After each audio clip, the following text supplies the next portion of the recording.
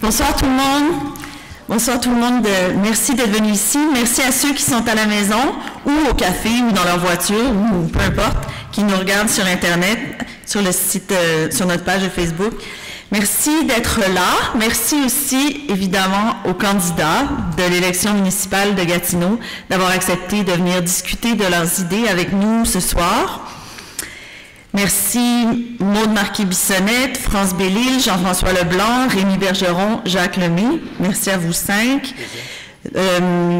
Abdelhak Lekbabi se présente lui aussi aux élections, mais il ne nous a pas présenté son programme, donc nous avons limité la discussion aux 5 personnes qui sont ici, qui nous ont présenté leurs documents. Merci infiniment à l'Université du Québec en Outaouais de nous accueillir ici ce soir. Merci à nos lecteurs du droit d'être là et d'appuyer notre média. Je vais faire ici une toute petite pause publicitaire pour encourager tout le monde à s'abonner au droit, parce que je pense que la campagne électorale municipale est un excellent exemple du rôle super important, crucial, que joue un journal comme le nôtre, un média comme le nôtre, dans l'exercice démocratique qui s'en vient. On a participé à cette campagne-là par des exclusivités quand même percutantes. Merci Mathieu d'être là. Merci au nom de la démocratie. Merci Patrick aussi, Patrick Duquette qui est là ce soir, d'être là pour les commentaires, pour les explications. Et je veux juste vous dire que dans les jours qui s'en viennent, on va avoir des textes qui vont être réservés uniquement aux abonnés et qui vont être directement liés à la campagne municipale et aux élections. Alors, voilà, du contenu secret qui mérite absolument que vous vous abonniez pour pouvoir y avoir accès. Restez à l'affût. Ce soir, des questions vont être posées par les journalistes du droit, mais des questions vont aussi être posées par des citoyens, dont des étudiants de l'UQO. Le débat va durer 1h30. D'abord, chacun des candidats dont l'ordre a été tiré au sort, donc d'abord M. Lemay, ensuite M. Leblanc, Mme Marquis-Bissonnette, M. Bergeron et Mme Bellil, vont chacun présenter leur programme. Ils vont avoir 1 minute pour le faire. Et ensuite de ça, on va lancer les discussions sur différents thèmes, notamment avec des vidéos que je vous inviterai à regarder. Et ils auront à ce moment-là 30 minutes pour répondre et on va suivre une discussion de 8 minutes. On va répéter cet exercice-là 5 fois parce qu'on a 5 thèmes. On a la fiscalité municipale, on a la relance du centre-ville, les infrastructures et le transport, environnement et développement du territoire et Gatineau, ville universitaire. À travers tout ça, on va avoir 2 mêlées de presse où je vais me retirer et laisser Mathieu Bélanger et Patrick Duquette du droit mener la discussion et animer la conversation avec leurs questions. Je demande à tout le monde d'être respectueux de chacun des candidats dans vos discussions, aussi de moi quand je vais essayer de vous couper parce que ça fait trop longtemps que vous parlez. La minuterie est juste là, je suis capable de la lire même sans lunettes. Je pense qu'on est tous, c'est assez clair. Et ben voilà, bonne discussion. Mais d'abord, j'invite Muriel Laberge, la rectrice de l'université, de venir nous parler un petit peu.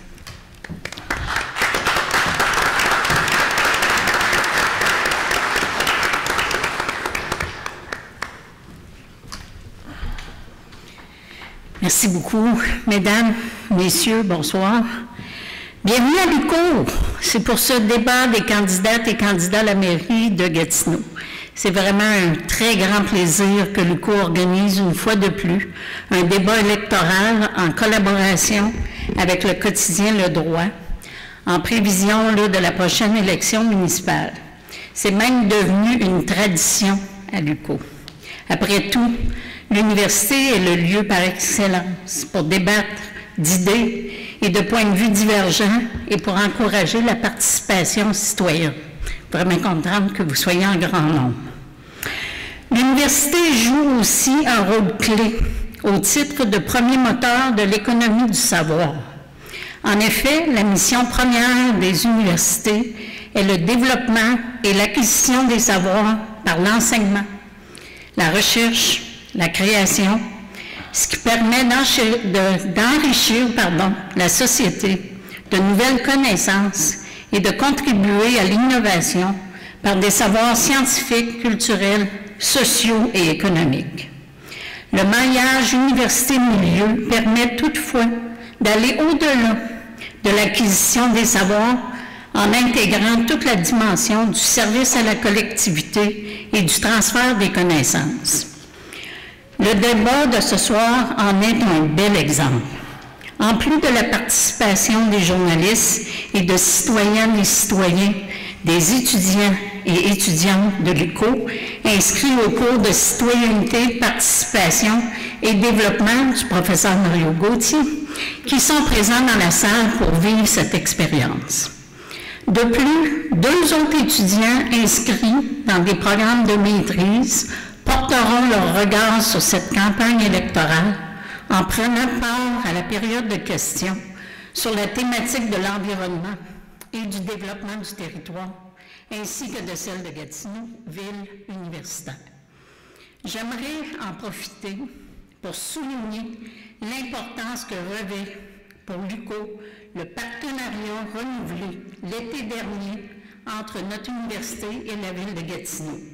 Il s'agit d'un bel exemple de collaboration qui nous permet de partager le savoir avec la collectivité et d'intensifier notre rôle de partenaire incontournable du développement économique, social et culturel de la ville, notamment en soutenant les jeunes dans nos collectivités, dans notre ville. Une université forte contribue à bâtir une ville forte. Gatineau est la 4e ville en importance au Québec et nous avons tout à gagner de continuer à travailler ensemble pour dynamiser le développement de la ville et de l'UQO. L'université du 21e siècle n'est pas une tour d'ivoire. Elle multiplie les partenariats et interagit en continu avec sa collectivité en partageant connaissances, expertise et infrastructures. J'ai évidemment, comme vous, très hâte d'entendre les candidates et les candidats s'exprimer sur ce sujet ce soir. Je termine en remerciant le droit pour cette belle collaboration, ainsi que les personnes candidates à la mairie qui ont accepté notre invitation. Place au débat. Merci.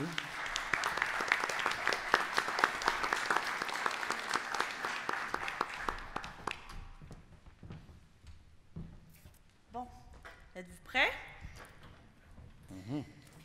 Alors, nous allons commencer avec la discussion sur les...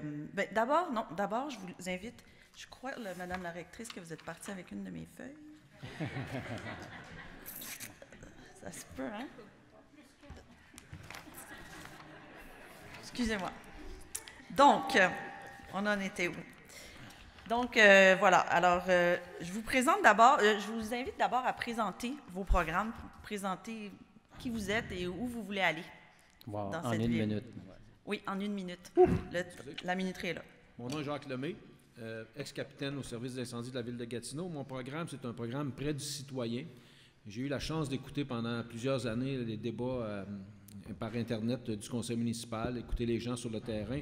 Donc, mon programme, j'ai vu que les gens, ce qu'ils voulaient, c'est faire réparer leurs rues. Entre autres, un vrai guichet unique à l'urbanisme. J'en reparlerai tantôt dans les débats. Ramener le comité des aînés, c'est vraiment important. Les aînés ont une importance capitale chez nous. Je suis administrateur à la FADOC, donc ça me concerne beaucoup. Des arénas de proximité neuves. On sait qu'on veut centraliser. Moi, je préfère la proximité pour le citoyen, avoir des services de proximité. Augmenter de 21 à 25 % des employés fédéraux qui travaillent sur notre territoire. Ramener le comité de l'accessibilité restreinte aussi. Une table ronde des associations de quartier pour qu'on puisse impliquer les citoyens à la base. Et finir les huis clos, en mettre fin aux huis clos à la ville de Gatineau, sauf en cas d'exception, ressources humaines et juridiques. Augmenter le nombre de logements sociaux fait partie de ma plateforme. Construire des HLM coopératives au-dessus des arénas. J'ai apporté ça au début du mois d'août, donc je suis content de savoir qu'il y a d'autres candidats qui prennent note de mes éléments. Et en terminant? En fait, la gratuité pour les 2 années à Tourisme Outaouais, je vais en reparler plus tard. Merci. Merci, M. Lemay. M. Leblanc. Bonsoir à tous. Je suis ému d'être ici ce soir. J'ai tellement passé des belles années ici. À l'époque, c'était Lucash. Si je me suis investi en politique municipale, c'est pour changer les choses, pour faire bouger la façon de faire, pour basculer les cadres établis. L'université, c'est la rencontre du savoir, de la connaissance, des découvertes. C'est le lieu de l'espoir et c'est le lieu de tous les possibles. Comme ville, nous ne pouvons plus compétitionner de la même façon qu'avant avec les autres pays. Il est important plus que jamais d'innover, de construire et de conserver notre intelligence ici, chez nous. Il faut encore plus de programmes à l'UQO, plus de programmes en génie, un créneau sur la cybersécurité, un programme de médecine psychosociale encore plus rayonnant. Dans mon programme, je suis le seul à enfin proposer la création de nouveaux revenus. Je suis convaincu que ça passe par la cité universitaire reconnue à sa juste valeur. Dans ce chantier, l'université aura une place centrale. Merci. Madame Marquis-Bissonnette.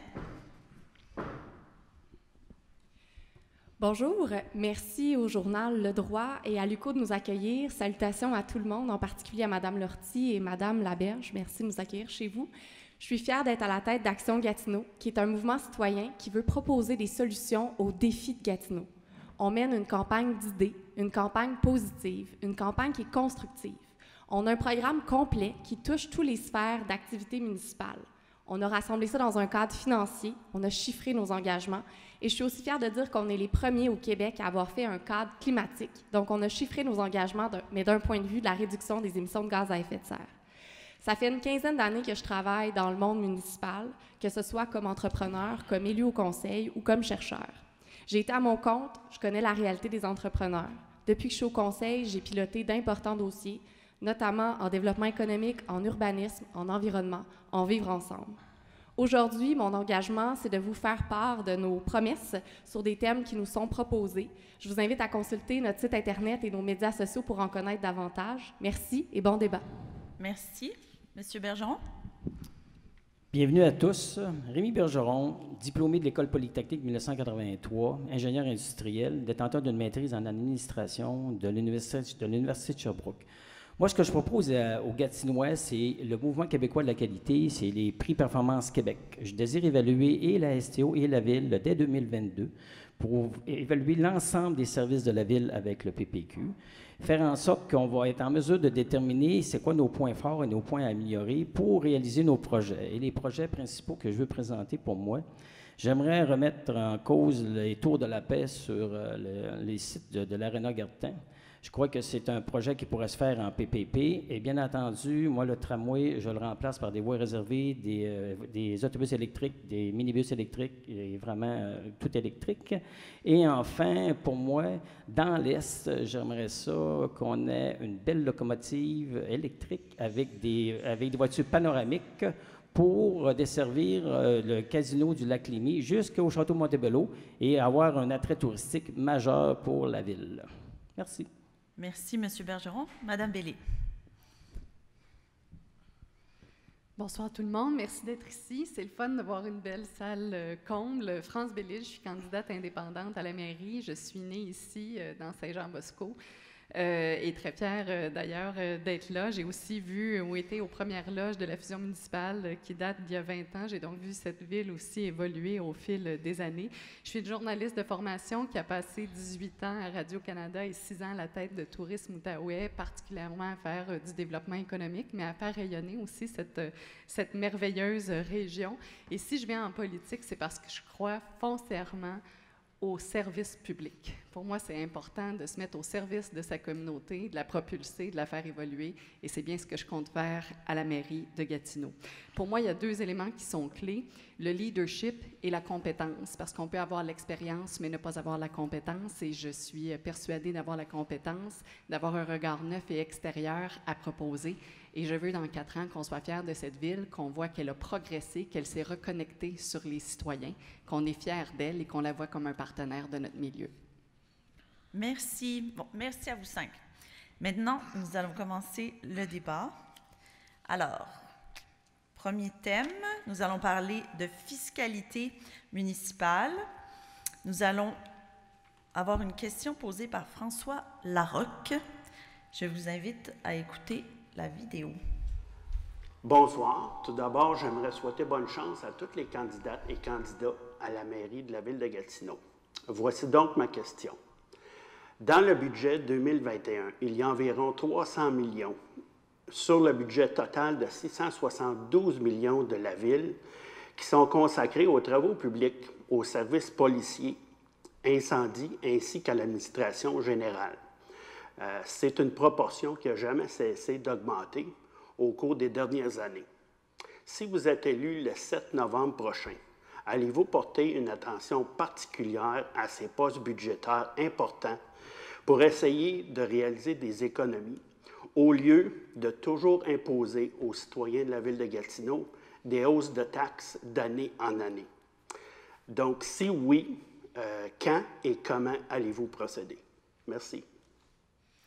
Bon, j'invite les candidats à répondre à cette question, chacun leur tour pour 30 secondes, puis ensuite vous pourrez discuter ensemble. On va commencer selon le tirage au sort, mais à chaque question, ça va être décalé. Fait que, M. Lemay, c'est vous numéro 1 cette fois-ci, mais la prochaine question, ça va être M. Leblanc. 30 secondes, c'est rapide. J'ai déjà annoncé dans mon programme que je réduirais la fonction publique de 2 pour rapatrier un 1 total. En fait, c'est 50 du budget. Comment je vais procéder? Je vais demander à la direction générale, comme j'ai dit, de nous soumettre des plans pour réorganiser 8,78 travailleurs par 1000 habitants à Laval. On a 9,75 à Gatineau, donc on a de l'espace. Avec mon guichet unique, que je vous reparlerai plus tard pour le 30 secondes, c'est vraiment important. Je suis le seul qui a eu le courage de l'apporter en campagne électorale et ça prend vraiment du courage. Je m'en suis fait parler par des syndicats, par des cadres. Donc, merci. Monsieur Leblanc. Oui, merci, M. Larocque, pour votre question. Effectivement, quand j'ai fait mon cadre budgétaire, je repassais au travers du budget au complet. J'ai regardé où est-ce qu'on pourrait couper, puis j'ai remarqué qu'il y avait beaucoup d'argent là dans ces postes budgétaires-là. J'ai commencé par essayer de faire des coupures, puis en regardant le budget en profondeur, puis les surplus qu'on avait, puis les projections qu'on a faites, avec l'argent qu'on a reçu du gouvernement pour la COVID, j'ai choisi de donner une pause aux citoyens pour la première année et de ne pas faire de coupures dans l'administration pour la première année. On va évaluer ça au début de mandat. Merci. Madame Marquis-Bissonnette. C'est vraiment important de traiter chaque dollar du budget municipal avec rigueur. C'est pourquoi nous autres, on a un cadre financier. Vous pouvez le consulter en ligne, il est disponible. À chaque fois qu'on a un poste à la ville de Gatineau, que quelqu'un quitte, on se questionne à savoir est-ce qu'on a besoin de garder ce poste-là. Ça, c'est important. On est toujours dans un processus d'amélioration continue. C'est important aussi. Mais moi, je ne m'engage pas à réduire la fonction publique. Au contraire, je pense qu'on doit investir dans notre fonction publique. Parlez-en aux gens qui attendent leur permis, aux entrepreneurs qui attendent leur permis d'affaires. On a besoin de se donner les moyens de nos ambitions à Gatineau. Monsieur Bergeron. Oui. Bien, écoutez, le prix Performance Québec, c'est une méthode d'évaluation, des critères d'évaluation, et avec ce dépôt-là, en 2022, ça va être la base pour établir un programme de réduction de coûts. Et c'est bien entendu, après l'étude du budget 2022, on va s'attaquer à ça et on va regarder l'ensemble des postes budgétaires, puis on va s'asseoir aussi avec les directeurs et faire ça en partenariat avec nos syndicats. Parce que nos syndicats aussi ont des bonnes idées de réduction de coûts, parce qu'ils veulent participer, puis qu'ils veulent aussi contribuer à la ville, et c'est ce qu'on va faire. Madame Bellil. Monsieur Larocque a une excellente question et je suis contente de voir qu'il y a quelqu'un qui met des lunettes autres. Effectivement, il y a de l'argent dans les coffres de la ville de Gatineau pour faire des projets. Ça demande une réévaluation. Un cadre financier, c'est bien se poser les questions sur comment le service de proximité a été traité, les investissements qui ont été faits, en faire un travail minutieux pour en arriver à des données. Ça me fait plaisir parce que je vais avoir la chance de vous en parler plus tard. La ville de Gatineau peut faire cheminer beaucoup plus le dollar du Gatinois que ce qu'elle le fait à l'heure actuelle. Merci. Alors, j'aimerais vous entendre répondre aux affirmations les uns des autres. Par exemple, Monsieur Leblanc, que pensez-vous de ce que Mme Marquis-Bissonnette dit quand elle dit que si on réduit trop la tête de la fonction publique, ça risque de ralentir les services? Bien, c'est pour ça que quand j'ai regardé mon cadre financier, on a regardé le budget de la ville. J'ai regardé au début pour faire des coupures, puis je me suis dit que il n'y a pas tant de gras que ça dans la fonction publique. Fait que j'ai voulu qu'on fasse une analyse, mais quand je vais être nommé maire de Gatineau, ça va être plus facile de m'asseoir avec le directeur des finances puis de faire une analyse sur le dossier. Je trouve que la ville, on avance bien, mais effectivement, 300 millions sur 371 millions, c'est des gros chiffres. Je veux m'y attarder, mais au début, vu qu'on avait des surplus budgétaires, on avait beaucoup de surplus budgétaires, il y avait aussi les taxes de bienvenue qui étaient en surplus, puis cette année, ça va être encore plus. Avec l'argent qu'on a reçu du COVID, du gouvernement du Québec, moi, je pense qu'on était en mesure de donner une pause aux citoyens. Puis, Monsieur Lemay, vous vouliez parler aussi? Oui, en fait, Mme Marquis-Bissonnette dit que les gens qui attendent leur permis, c'est qu'ils n'ont pas compris la structure municipale. Moi, je suis un ex-employé de la ville, donc je sais très bien comment ça marche à l'interne. C'est pour ça que mon guichet unique, c'est qu'un travailleur va prendre un dossier puis il va le cheminer d'A à Z au lieu que vous ayez à téléphoner à 4 ou 5 ou 6 services différents pour finalement avoir un permis. J'en ai déjà donné des exemples. Naturellement, j'ai dit aussi sans toucher aux conventions collectives, c'est vraiment important. Puis M. Leblanc reconnaît tantôt, il l'a dit, il y a beaucoup d'argent là-dedans. C'est certain qu'il y a beaucoup d'argent parce qu'on peut faire quelque chose avec. Québec, la Ville de Québec l'a fait en valorisant les cadres. Ça, je n'ai parlé aussi, valoriser les employés pour qu'ils restent à l'interne. Merci. Monsieur Bergeron voulait dire un mot, puis ensuite Mme Marquis-Bissonnette. Certainement. Écoutez, je vous donne un exemple juste au niveau des nids de poules. On fait une requête, on répare le nid de poule, mais 500 pieds plus loin, il y en a un, mais on n'y touche pas. Il faut revoir nos méthodes de travail, puis on va le faire en partenariat, on va le faire avec les directeurs, bien sûr, mais en partenariat aussi avec nos syndicats. Puis ça va être fait après qu'on ait fait une évaluation du PPQ. Okay? Il faut avoir de la méthode. Et de la méthode fait en sorte qu'il faut consulter nos employés, puis mobiliser nos employés et les faire travailler ensemble. C'est là qu'on va aller chercher des économies. Les économies, là, c'est pas juste de penser, c'est vraiment de travailler, d'avoir de la planification de l'organisation, de direction du contrôle. Je suis ingénieur industriel, j'ai mon MBA, je suis spécialisé dans le domaine, j'ai fait ça pendant 15 ans dans l'industrie, et c'est ce qu'on va mettre, les méthodes. On va améliorer l'ensemble des services ici à Gatineau. Ça, c'est un exemple que je vous ai donné, mais ça va être dans tous les domaines. Madame Marquis-Bissonnette? Merci. En fait, c'est facile de dire qu'on va couper, mais il faut aussi et surtout avoir le courage de dire qu'est-ce qu'on va couper. Par exemple, j'ai des adversaires qui, d'abord, n'ont pas de cadre financier, se disent qu'ils veulent se poser des questions, mais on ne connaît pas les réponses à ces questions-là. Il y a un 500 millions là, qui va dans un 190 millions avec le 1 % de taxe qui va dans le pavage. Monsieur Leblanc, vous proposez de l'enlever, mais est-ce que vous allez nous dire qu'est-ce que vous allez faire pour remplacer les travaux d'infrastructure? Parce que je pense qu'on sera d'accord pour dire que ces travaux d'infrastructure en matière routière sont urgents.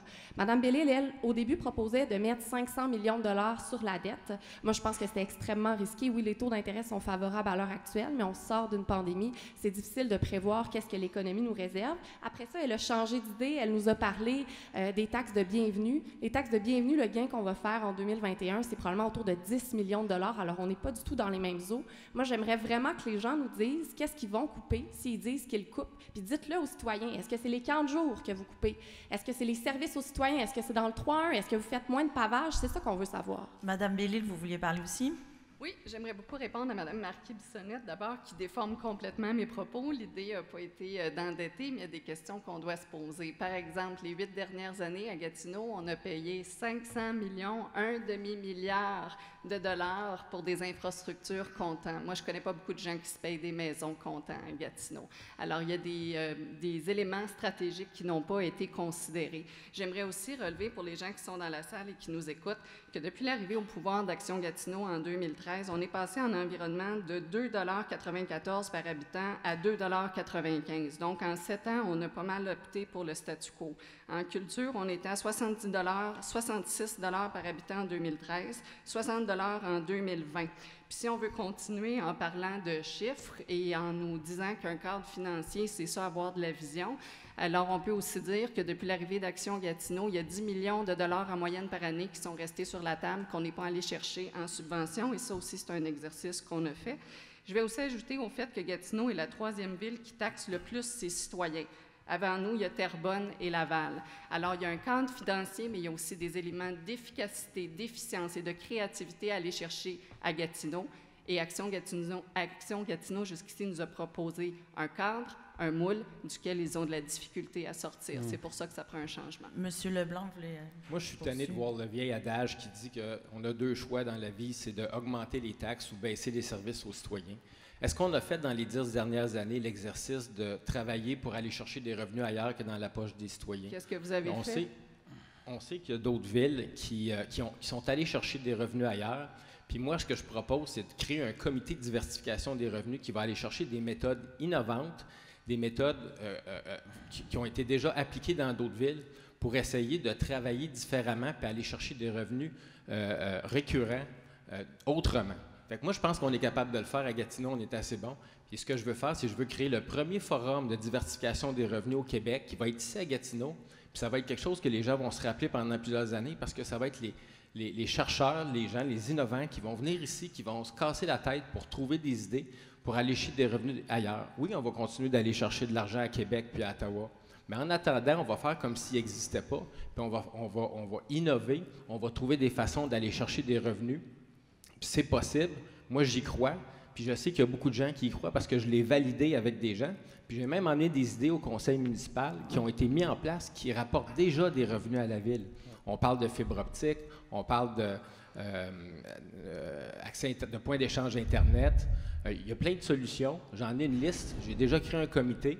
On s'est rencontrés. On a fait une liste. On a une trentaine. Puis j'ai hâte de la valider avec les services municipaux, puis j'ai hâte de la valider avec des chercheurs, des experts, puis des créateurs. Merci, merci. Monsieur Lemay, vous vouliez dire en... Oui, deux choses. Madame Marquis-Bissonnette aussi, Monsieur On a Bergeron. parlé du monde du travail tantôt. Madame Maude Marquis-Bissonnette, je pense qu'elle a manqué 4 belles années de sa carrière politique parce qu'à Gatineau, le taylorisme existe beaucoup. Le taylorisme, vous savez c'est quoi? C'est une fonction spécifique, puis tu ne fais pas l'autre fonction. Moi, ce que je veux faire avec le guichet unique, c'est de permettre aux travailleurs de se valoriser puis de sortir de ce cadre-là du taylorisme. L'autre chose, quand Mme Maude Marquis-Bissonnette parle de finances, on parle de mazout. Elle nous dit on va changer 9200 maisons qui ont du mazout. C'est parce que je suis aussi entrepreneur puis changer du mazout à l'électricité, si on va aller avec une énergie verte, sinon on va être obligé de changer au gaz, puis on va encore prendre un gaz à effet de serre. Ce que je dis, c'est que ça coûte beaucoup plus cher que 5 000 $. J'ai fait l'exercice, j'en ai changé une, ça m'a coûté 8 à 9 000 $. Fait que c'est un autre trou dans le budget prévu. Madame Marquis-Bissonnette, en conclusion.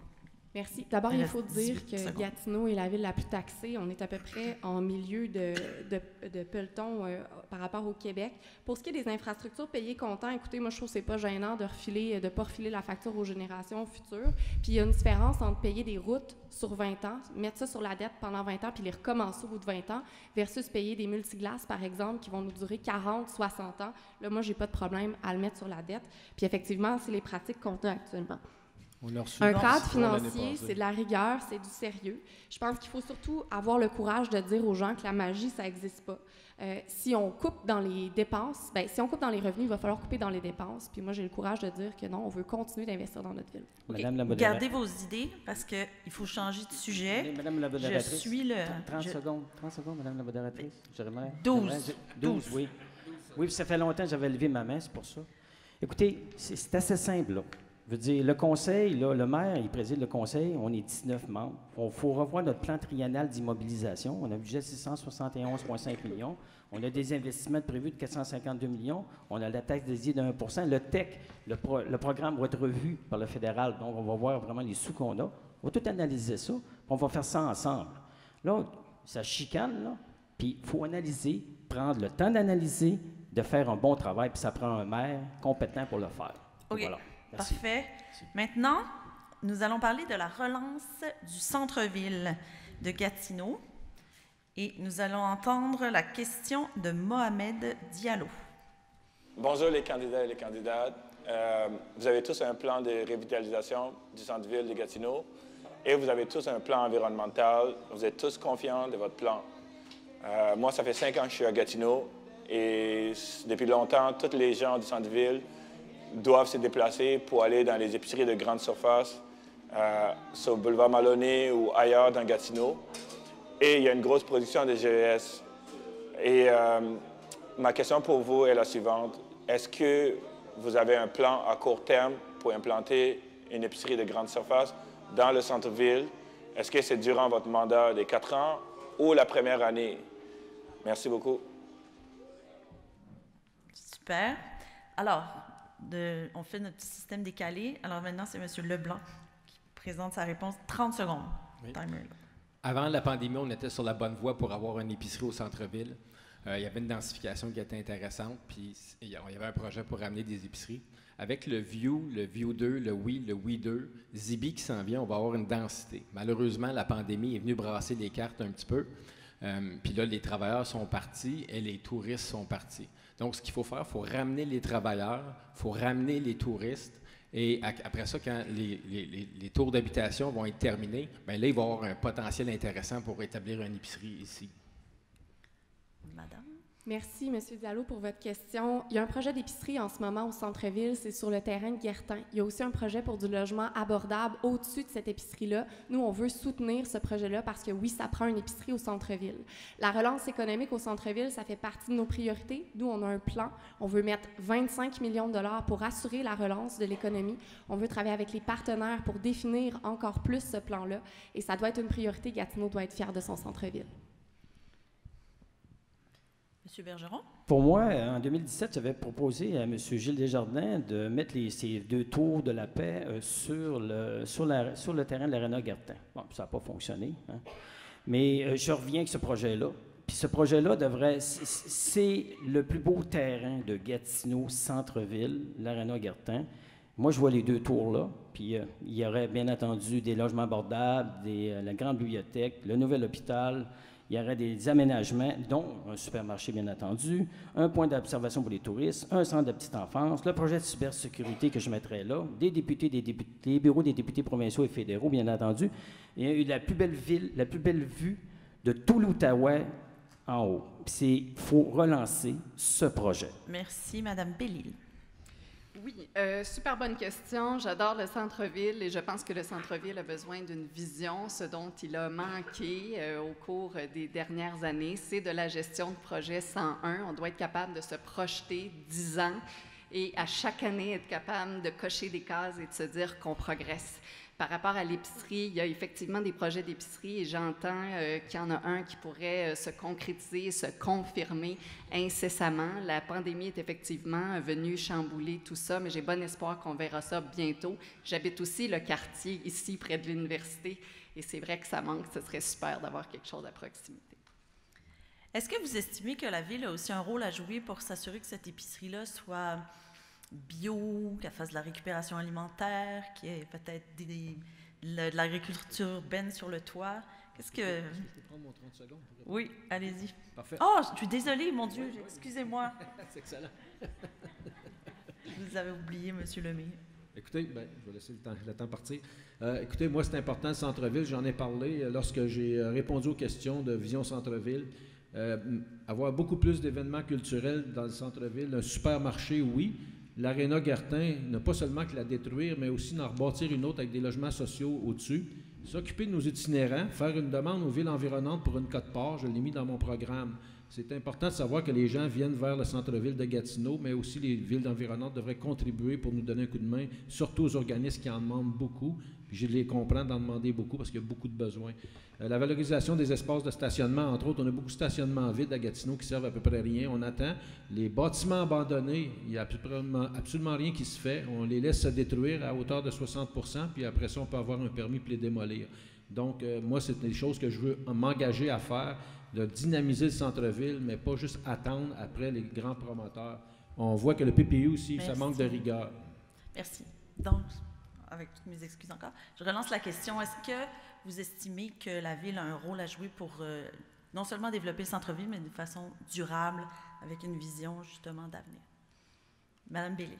Oui, en fait, moi, je pense que la Ville, dans son positionnement, peut effectivement teinter des projets et essayer d'avoir un dialogue continu avec les promoteurs pour que ça ressemble à ce que Gatineau veut voir. Un élément que j'ai proposé dans ma plateforme, c'est toute la question de l'écofiscalité. C'est un peu l'histoire du bâton et de la carotte.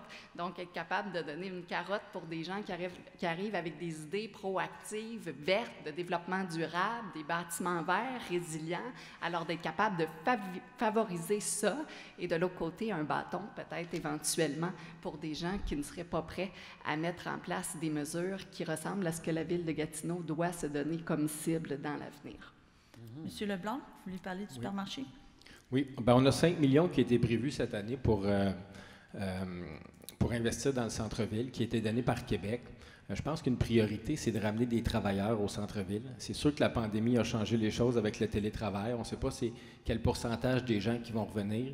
Il y a des opinions divergentes là-dessus. Vivre en ville a avancé que 1000 pieds carrés d'espace à bureau font vivre 150 pieds carrés de commerce. Donc, moi, je trouve que c'est intéressant. Il y a un équilibre à aller chercher entre les citoyens, les travailleurs, les touristes et les commerçants. Donc, ça prend un équilibre pour ramener ce monde-là, faire travailler ensemble. Puis oui, la Ville a un pouvoir d'influence sur les projets. C'est sûr que si c'est une grande chaîne, c'est plus difficile d'influencer, mais en même temps, on est capable de donner des suggestions pour être capable d'avoir un projet. On a aussi le marché de l'Outaouais qui est au centre-ville de Hull, qui fonctionne très, très bien. La pandémie lui a donné des ailes. Donc, je pense qu'on est sur la bonne voie, mais il y a beaucoup de travail à faire, puis je m'engage à le travailler très fort de ce sens-là. Monsieur Bergeron? Oui, bien entendu, vous savez que les promoteurs qui veulent investir au centre-ville, il faut qu'il y ait un coût-bénéfice. Bien entendu, les autres, ils n'investiront pas s'il n'y a pas de coût-bénéfice. C'est tout à fait normal. Il faut que ce soit rentable. Si ce n'est pas rentable, ils ne seront pas là. Fait que c'est pour ça que moi, je crois qu'il faut avoir un projet visionnaire. C'est pour ça que moi, je veux relancer en projet public-privé les deux tours, parce qu'à partir de ce moment-là, on aurait vraiment un ensemble de projets qu'on pourrait jumeler au centre-ville et faire en sorte de donner vraiment une vraie relance à notre centre-ville. Le centre-ville manque beaucoup d'amour, c'est sûr, mais il faut avoir des projets d'envergure pour le faire. Puis ça, c'est le projet.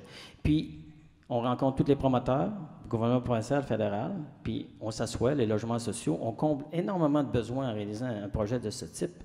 Puis ce serait vraiment intéressant de voir la réception de tout ce beau monde-là qu'on va réunir après l'élection pour leur proposer ce projet-là. Puis je pense que je vais avoir une bonne réception pour ça. Merci. Madame Marquis-Bissonnette, vous êtes-vous en faveur d'un projet grandiose pour le centre-ville? Oui, mais pas là où il a été proposé il y a 4 ans. En matière de revitalisation urbaine, puis en fait souvent dans plusieurs rôles qu'assume la ville peut faire 2 choses. Assumer un rôle de leadership, rassembler les gens, les écouter, les entendre, les outiller pour assurer une action. Le deuxième rôle, c'est peut-être plus une action directe, voter des règlements, aligner des incitatifs financiers, investir dans les infrastructures. Puis c'est les 2 qu'il faut faire au centre-ville. Quand on parle de relance du centre-ville, et je ne veux pas laisser non plus les autres rues commerciales sur le territoire en restant. On a des lieux magnifiques, des artères commerciales de Aylmer à Buckingham, puis on doit aussi les soutenir dans la relance économique. Donc, investir dans nos infrastructures, c'est une façon concrète de le faire. Par exemple, si on acquérit une place publique au centre-ville ou si on investit sur le sentier culturel, bien, en fait, on fait en sorte qu'après ça, les commerces vont revitaliser leurs artères, vont venir s'implanter. Ça va attirer des gens, ça va attirer du monde, puis c'est ça aussi, faire de la revitalisation. On a, nous, des fonds aussi qui sont dédiés, puis là, je parlais tantôt des autres artères commerciales. On a un projet pour des espaces éphémères. C'est 1,8 million qui est financé dans notre cadre financier pour faire ce qu'on appelle du placemaking, qui est une bonne façon de s'approprier l'espace public, de faire des bancs, de verdir nos espaces publics, de faire des balançoires, de créer de l'animation autour de ça. Et un autre 1,8 million qui est pour implanter une stratégie ville hivernale. Et ça, il faudra la réfléchir avec nos partenaires. Mais on est une ville hivernale. Oui, on profite du parc de la Gatineau, des montagnes, mais on veut aussi profiter de l'hiver dans la ville. Alors, pourquoi pas profiter à l'échelle de nos quartiers, dans la patinoire, près de la patinoire de notre quartier, mettre du feu, un foyer, mettre des bancs, des bottes de foin l'hiver, ou au centre-ville, pourquoi pas faire un marathon de ski de fond au centre-ville. C'est des activités comme ça qu'on veut financer. Ça va attirer les gens dans nos lieux commerciaux, et ça va aider les commerces, puis ça va faire plaisir aux gens aussi. Madame Bellil voulait parler. Oui, j'aimerais revenir sur le centre-ville. J'ai pris un engagement qu'on nomme une direction, là, donc vraiment un directeur attitré au centre-ville. Il y a déjà un bureau de la coordination du centre-ville qui doit voir le jour, mais moi, je pense que ça prend vraiment un répondant qui est capable de faire avancer les éléments. Et cette personne aura le mandat, comme je le disais tantôt, de travailler sur une vision 10 ans avec les partenaires. Ça, c'est essentiel. J'aimerais parler du centre-ville par rapport à l'UQO également. Moi, je trouve ça dommage qu'on ne sente pas plus l'effervescence étudiante dans notre centre-ville, et je vois qu'il y a une possibilité de faire des maillages pour qu'on vive ça. On n'a pas de café étudiant au centre-ville. Il y aurait des façons là, de s'adapter davantage, et je pense qu'on doit aller aussi dans ce sens-là. Un élément qui est important pour moi, pour le centre-ville, c'est la venue éventuelle d'un palais des congrès. Pourquoi? Parce qu'un palais des congrès viendrait occuper une période morte du centre-ville pour les commerçants, donc entre octobre, novembre et avril, mai. C'est extrêmement payant, le tourisme d'affaires, donc le tourisme de réunion, la conférence. Ça permet d'avoir de l'activité économique tout au long de l'année sur 12 mois, et ça me paraît pertinent. Je me permets aussi de parler des relations avec le gouvernement fédéral, particulièrement du ruisseau de la Brasserie, qui est dans le centre-ville, qui est une artère qui a tellement de potentiel et qui pourrait être développée près du ruisseau. On sait qu'il y a déjà une intention de décontaminer, mais on ne sait pas quand. Dans les discussions avec le fédéral, c'est important parce qu'à l'heure actuelle, on se fait couper les ailes. Et je vais aller plus loin. Quand on parle de place des festivals, on avait des négociations qui ont tombé à l'eau pour toutes sortes de raisons, mais on doit aussi ramener ça à l'agenda et à l'ordre du jour. Je pense qu'on doit revenir avec l'idée du parc Jacques-Cartier dans une nouvelle mouture, mais être capable de discuter avec le gouvernement fédéral pour occuper cet espace-là.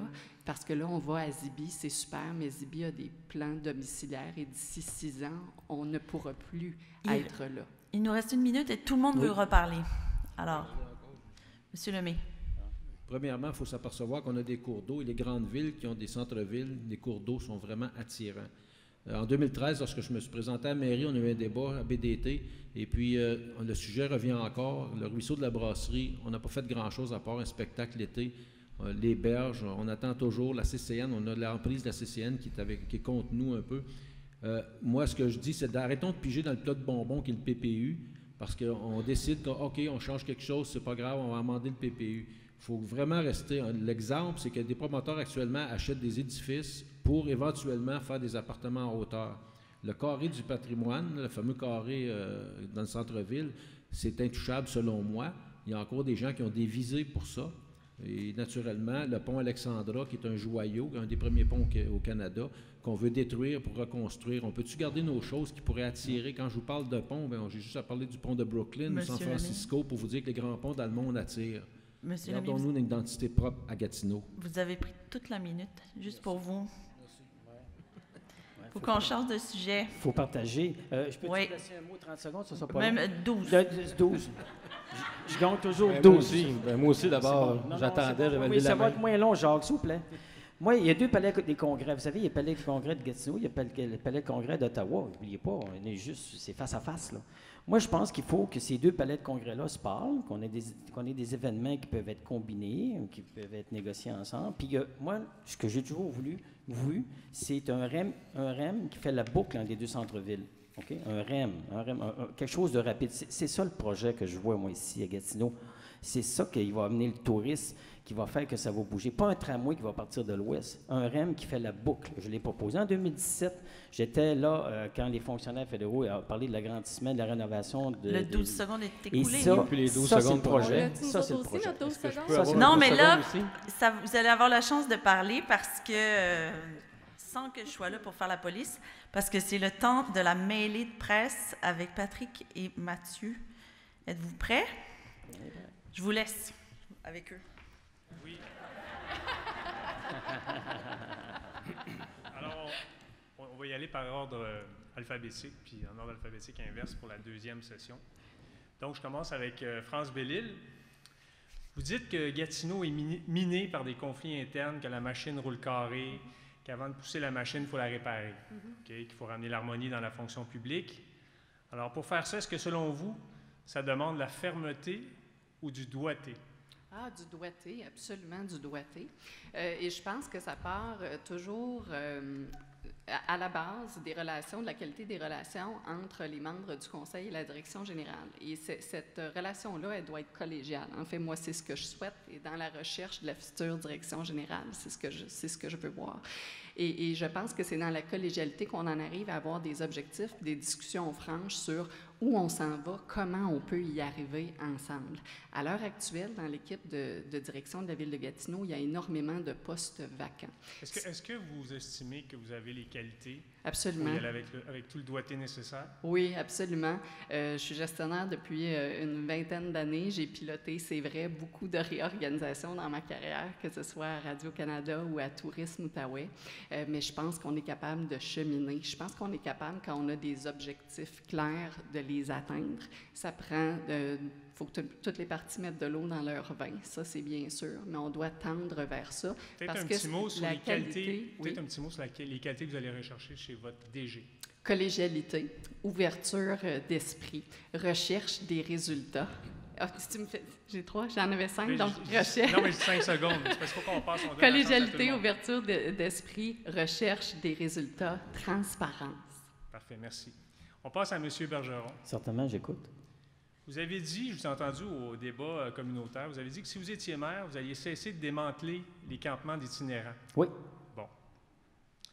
La police dit que ça va causer des problèmes de sécurité publique. Certains intervenants le disent aussi. Donc, si vous faites ça, est-ce que vous êtes prêt à vivre avec des problèmes de sécurité publique? Écoutez, je pense qu'il faut encadrer ce lieu. OK? Il faut leur fournir des facilités. Des toilettes portatives, il faut leur fournir des bacs, il faut leur fournir un paquet de choses qu'un citoyen aurait, OK? Et s'assurer que le campement est sécuritaire. Puis faire en sorte d'entretenir ça, c'est-à-dire d'aller faire des... Mais concrètement, M. Bergeron, oui. Au-delà des toilettes, là, comment vous allez faire pour vous assurer que ça soit sécuritaire, que les gens qui sont dans le campement soient en sécurité, les gens aux alentours soient en sécurité? On va les patrouiller.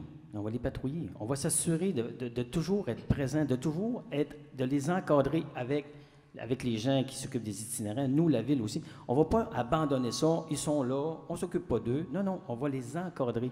Et vous savez, le service de sécurité, on veut faire une police... on veut faire une police communautaire. On veut avoir une police communautaire. On va les aider, puis on va s'assurer qu'avec tous les services, on va faire en sorte que ce lieu-là, s'il est utilisé pour faire des campements, ça soit sécuritaire, puis on va faire que ces gens-là vivent un été, si c'est le seul lieu qu'ils peuvent être, sécuritaire. Et voilà. Merci. Merci.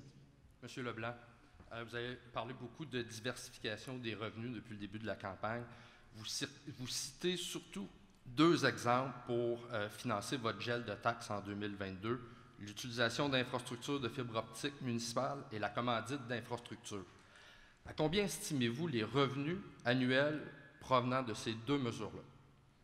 Ces 2 mesures-là? Bien, ça, c'est des exemples. La fibre optique, premièrement. Mais combien, vous les citez depuis le début de la campagne, donc à combien vous estimez, vous voulez aller chercher un 10 millions de revenus? Mais vous en prenez 2 sur 30, puis j'ai donné 2 exemples. Les 30, je ne veux pas les dire. Mais combien, puis, combien, M. Leblanc, vous pouvez aller chercher avec ces 2 mesures-là que vous citez depuis le début de la campagne? C'est pas une bonne question. C'est pas une bonne question parce que, premièrement, quand on a créé Gatineau Ville Intelligente, parce qu'on a demandé qu'est-ce que ça allait rapporter au bout de la ligne, quand on a créé l'Observatoire, c'est un projet innovant que j'emmène, quelque chose qui n'a pas été fait avant. Quand on a amené le plan climat, est-ce qu'on a dit, avant de partir, de créer un groupe qui va analyser, donner des pistes de solutions, parce qu'on a dit, ça va être quoi vos résultats au bout de la ligne? Non, il y a quelqu'un qui a été visionnaire, qui a dit, on va faire un plan climat, puis qui a mis en place un groupe qui va nous faire des recommandations. Moi, c'est ça que je veux. Mon projet, c'est de dire, on va trouver des façons d'aller chercher des revenus ailleurs que dans les poches des citoyens. Ça se fait. Ce que je voudrais que vous puissiez dire aux Gatinois aujourd'hui, c'est parce que vous estimez à 10 millions de dollars les revenus que vous pouvez aller chercher avec la diversification. Oui. Donc, comment vous arrivez à cette estimation-là? Parce que j'ai d'autres idées que je n'ai pas citées, que je garde pour moi, à ce moment-là, que je veux utiliser pour mettre la base quand je vais créer mon forum de diversification des revenus, qui va être un travail de collaboration avec les gens de l'Outaouais. Vous avez une trentaine de mesures. Vous avez une trentaine de mesures. J'en ai une trentaine de mesures. Pouvez-vous être transparent avec les Gatinois ce soir puis identifier les mesures de ce plan-là qui vont être les plus payantes? Non, je dois faire des vérifications au préalable. C'est des idées qui ont été... C'est un comité que j'ai créé. On s'est assis, on a sorti des idées. Puis on ne sait pas... On veut les valider avant de les sortir publiquement. Merci, M. Leblanc. Puis en même temps, je ne vois pas pourquoi je dévoilerais mes... Merci, M. Leblanc. C'est ça. Merci, M. Bélanger. M. Lemay, compte tenu de la croissance démographique qu'on vit à Gatineau et du rôle sans cesse grandissant des villes, Gatineau peut-elle vraiment se permettre une réduction récurrente de 6 millions de dollars dans sa masse salariale, comme vous le promettez? Oui, selon moi, ça va suivre aussi le budget, naturellement. S'il y a de l'expansion, oui, c'est certain qu'on va garder un certain nombre d'employés. Quand on parle de 200 employés plus ou moins, qui est comparable avec Laval, il y a sûrement un espace pour travailler là-dedans. Quand j'ai parlé de taylorisme tantôt, entre autres, valorisation des employés, les entreprises, c'est ce qu'ils recherchent de plus en plus, les employeurs aussi. Ils veulent être valorisés. Donc, oui, c'est possible de suivre le cours, mais en y diminuant de 2 %. Québec l'a très bien fait. Ça a été très bien accueilli autant par les syndicats que l'ensemble des cadres. Le contexte peut être différent d'une ville à l'autre. En 2018, il y a un rapport important qui a été publié à Gatineau qui sonnait l'alarme sur le manque de main-d'œuvre dans la fonction publique et le risque que cela faisait courir pour la rupture de certains services. Êtes-vous prêt à réduire les services à la population pour éviter d'augmenter la masse salariale durant un mandat? Non, pas du tout. Je ne veux pas réduire le service aux citoyens. Ce que je veux faire, c'est déhiérarchiser le système. On sait que maintenant, ce qu'on fait à la Ville, dans d'autres entreprises qui sont semblables, connexes, ce qu'on fait, c'est qu'on lance des rapports par en haut, on les redescend par en bas, puis il y a des paliers sans plus finir.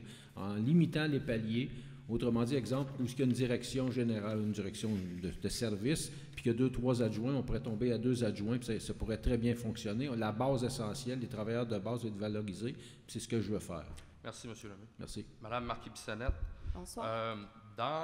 Vous avez un engagement en matière de financement de logement social qui est exactement le même que par les années passées, 175 unités. On sait qu'à Gatineau, on réalise pas plus de 100 unités par année.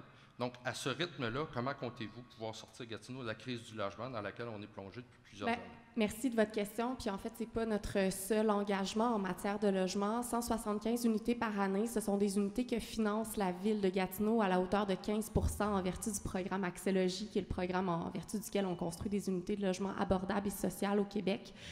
Le gouvernement du Québec en finance 35 % et l'organisme qui construit, parce qu'évidemment, les projets sont amenés par les organismes, en finance 50 % par une hypothèque. Dans les dernières années, le problème avec les projets de logement abordables et sociaux, c'est que les coûts de construction admissibles par le gouvernement du Québec étaient trop bas. Là-dessus, on a fait beaucoup de revendications pour les faire hausser. On doit poursuivre ces efforts-là pour faire augmenter le nombre d'unités qui sont dévolues à la Ville, mais aussi le financement qui est octroyé. Mais dans notre programme, on veut aussi faire un règlement d'inclusion. Justement, Merci. Le règlement d'inclusion, oui. La grande majorité des promoteurs immobiliers n'adhèrent pas à cette idée de règlement d'inclusion-là.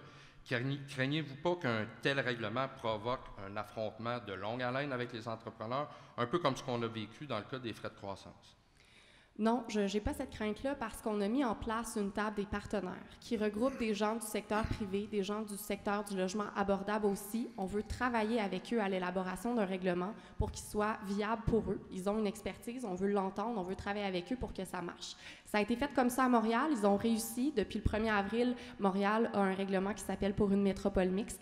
Et dans le cas de l'étalement urbain, il faut savoir que la Ville d'Ottawa a déjà un tel règlement et les MRC autour de la Ville de Gatineau ont une capacité limitée d'absorber l'étalement urbain. Donc moi, je n'ai pas cette crainte-là. Au contraire, je pense que s'il y a une ville au Québec qui est capable de se doter d'un tel règlement et de le faire et de le réussir, c'est Gatineau. Merci beaucoup. Merci à vous. Merci.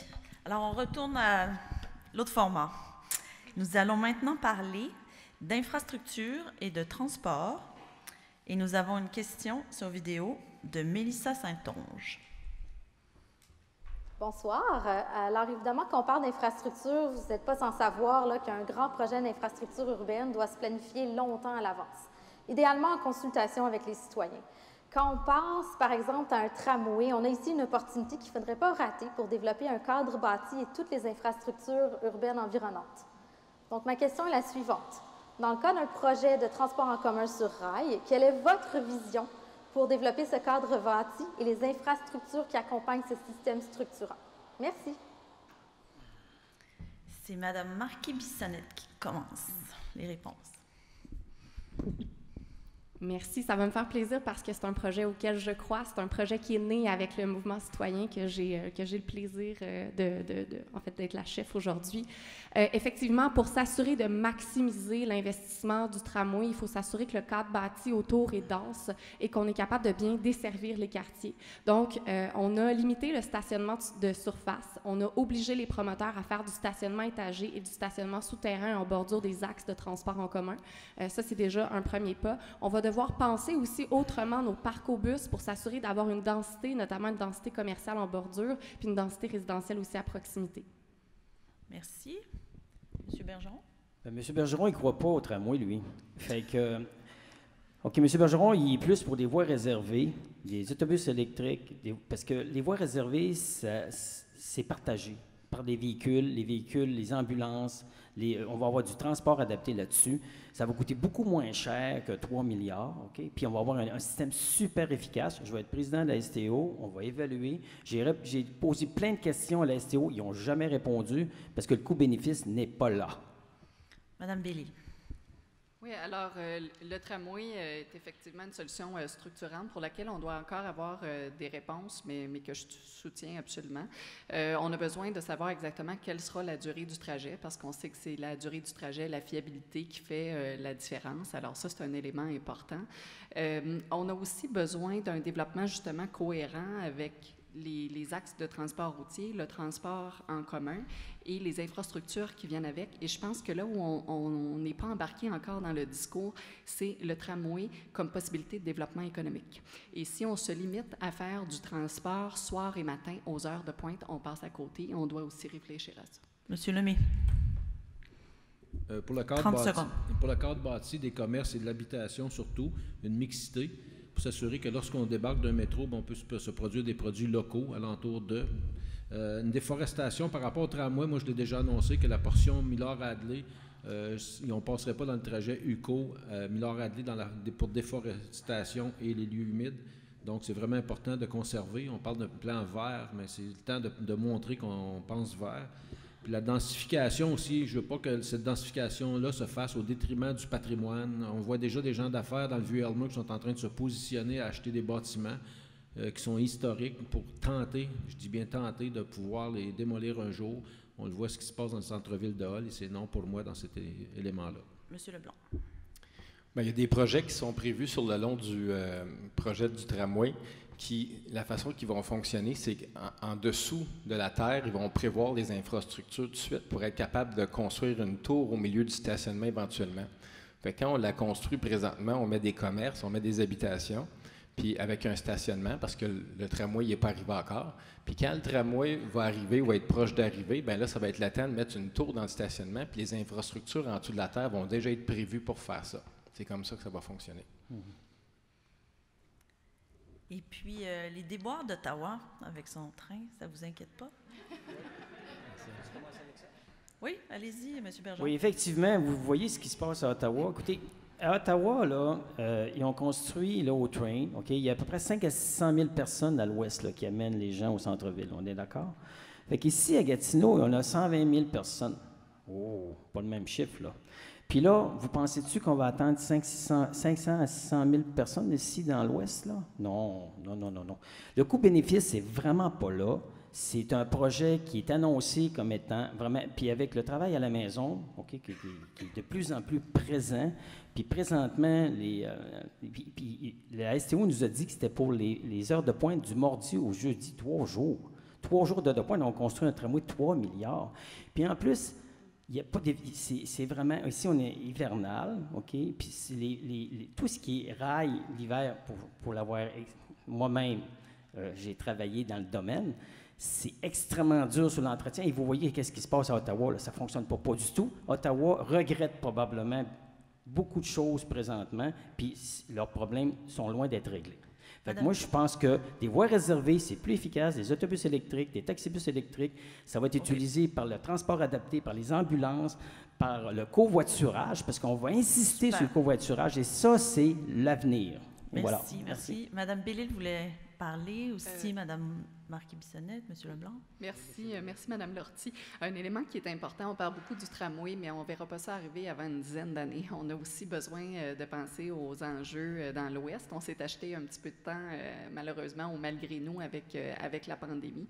Mais une des solutions qui doit être envisagée, à mon avis, c'est la possibilité d'avoir des autobus qui bifurquent plus rapidement vers le pont Champlain pour se rendre à Tony's Pasture et être capable de se rendre au centre-ville d'Ottawa. Ça n'aurait pas été viable, cette idée-là, avant la pandémie, parce que Tony's Pasture, du côté d'Ottawa, était pratiquement saturé. Mais après validation avec le télétravail, Tony's Pasture, du côté d'Ottawa, pourrait absorber un volume un petit peu plus important de la part de Gatineau, qui viendrait particulièrement de l'Ouest. Alors, je pense qu'à court terme, ça, c'est un élément à considérer.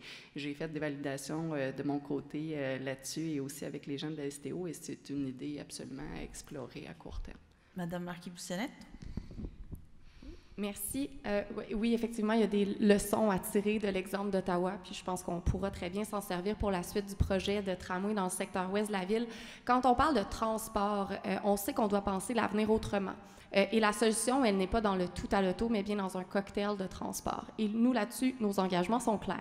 On investit parce qu'il y a 1,4 milliard de rattrapage à faire en matière d'infrastructure routière. On investit 190 millions sur 4 ans pour investir dans nos infrastructures routières. On propose aussi d'augmenter la quote-part de la STO dans l'objectif d'améliorer les services de 3,5 millions de dollars par année. Donc, c'est 3,5 la première année, 7 la deuxième année. Vous comprenez, ça se poursuit. Et là-dessus, bien, on a des projets pour la STO. On veut augmenter l'offre de services, notamment hors pointe. On a des projets de voies réservées, de réaménagement aussi au pont Champlain. On veut débuter l'étude dans le secteur est de la ville pour la conversion sur rail. On veut prolonger le Rapibus. C'est tous des projets importants qui vont permettre aux gens de laisser la voiture à la maison et utiliser davantage le transport en commun. Le transport actif n'est pas en reste. J'ai piloté dans les dernières années le dossier des rues conviviales. On a bâti notre ville beaucoup au tout à la voiture. Aujourd'hui, on doit rééquilibrer l'espace. Penser aux gens à mobilité réduite. Penser aux gens qui se déplacent à pied ou en vélo. Donc, on veut faire plus de trottoirs, plus de pistes cyclables et on veut aussi les déneiger davantage. On a de l'argent dans notre cadre financier aussi là-dessus. C'est 2 millions de dollars qu'on met pour améliorer les pratiques en matière de déneigement de trottoirs et de déneigement aussi du réseau blanc. Donc ça, c'est tous les gens qui prennent le vélo l'hiver. Et croyez-le ou non, dans mon quartier, dans le secteur du plateau, c'est 4% des gens qui se déplacent à l'année en vélo. Alors ça vaut la peine. Pour les gens qui ne le font pas, c'est correct aussi parce que ça fait aussi des voitures de moins sur la route. Monsieur Leblanc, prenez-vous votre vélo l'hiver? Non, je ne prends pas mon vélo l'hiver. J'ai une voiture électrique, puis j'adore me promener avec ma voiture électrique. C'est une Leaf en passant, c'est pas une Tesla. Je trouvais que c'était important de le préciser. Une Leaf 2016. Donc, moi, je reconnais la problématique du transport dans l'Ouest. C'est effectivement quelque chose qu'il faut adresser. Là, on l'entend beaucoup en porte-à-porte. J'étais avec le maire en mission économique à Québec puis à Montréal. Puis à Québec, on a rencontré M. Legault, puis son message est clair. Lui, ce qu'il veut, c'est la même technologie dans les 4 villes qui ont déposé un projet. Puis je crois que, si j'ai bien entendu entre les branches, il voudrait encourager une entreprise québécoise. Donc ça me donne confiance un petit peu dans le processus, parce que si on utilise la même technologie que Montréal, Québec, quand le projet va arriver, il va être... il ne sera pas rodé, mais je pense qu'on a des chances que ça aille mieux un petit peu. Là, il reste le financement à aller confirmer. Puis c'est ça. Moi, je pense que ça pourrait bien aller, mais je ne suis pas encore sûr de la technologie. Quand les experts sont venus nous présenter le projet, je leur ai demandé une question. Je leur ai dit à quelle vitesse il va votre tramway. Puis ils m'ont répondu 23 km/h. Donc, il y a des choses à arranger. Je pense qu'à partir d'Elmer, aller au centre-ville à 23 km/h, je vais plus vite que ça en vélo l'été. Et je pense qu'on va être capable d'influencer le processus tout au long de son cheminement pour être capable d'en faire un projet performant, parce que si on veut que les gens s'en servent, il faut que ce soit un projet performant, efficace et plus rapide que de prendre le vélo. Je vous écoute, puis personne ne parle du pavage des rues. Pourtant, dans notre sondage, c'était sorti comme un des thèmes que les citoyens privilégiaient. Okay. Monsieur Lemay, vous vouliez parler? Oui. Par rapport au développement, je crois que ça prend un maire qui a une vision, mais pas juste une vision de 2-3 ans, c'est une vision à long terme. On voit actuellement, on entend pousser ça, là, 3 000 logements ici, 1 000 logements là dans l'Ouest, 500 logements, mais les infrastructures n'ont pas changé, n'ont pas été pensées. Je vais vous ramener dans le passé. Les allumetières, c'est pensé depuis 1976. On avait commencé à enlever les maisons sur la ramée à cette époque-là. On avait avisé les gens. Donc, ça a pris 30 ans.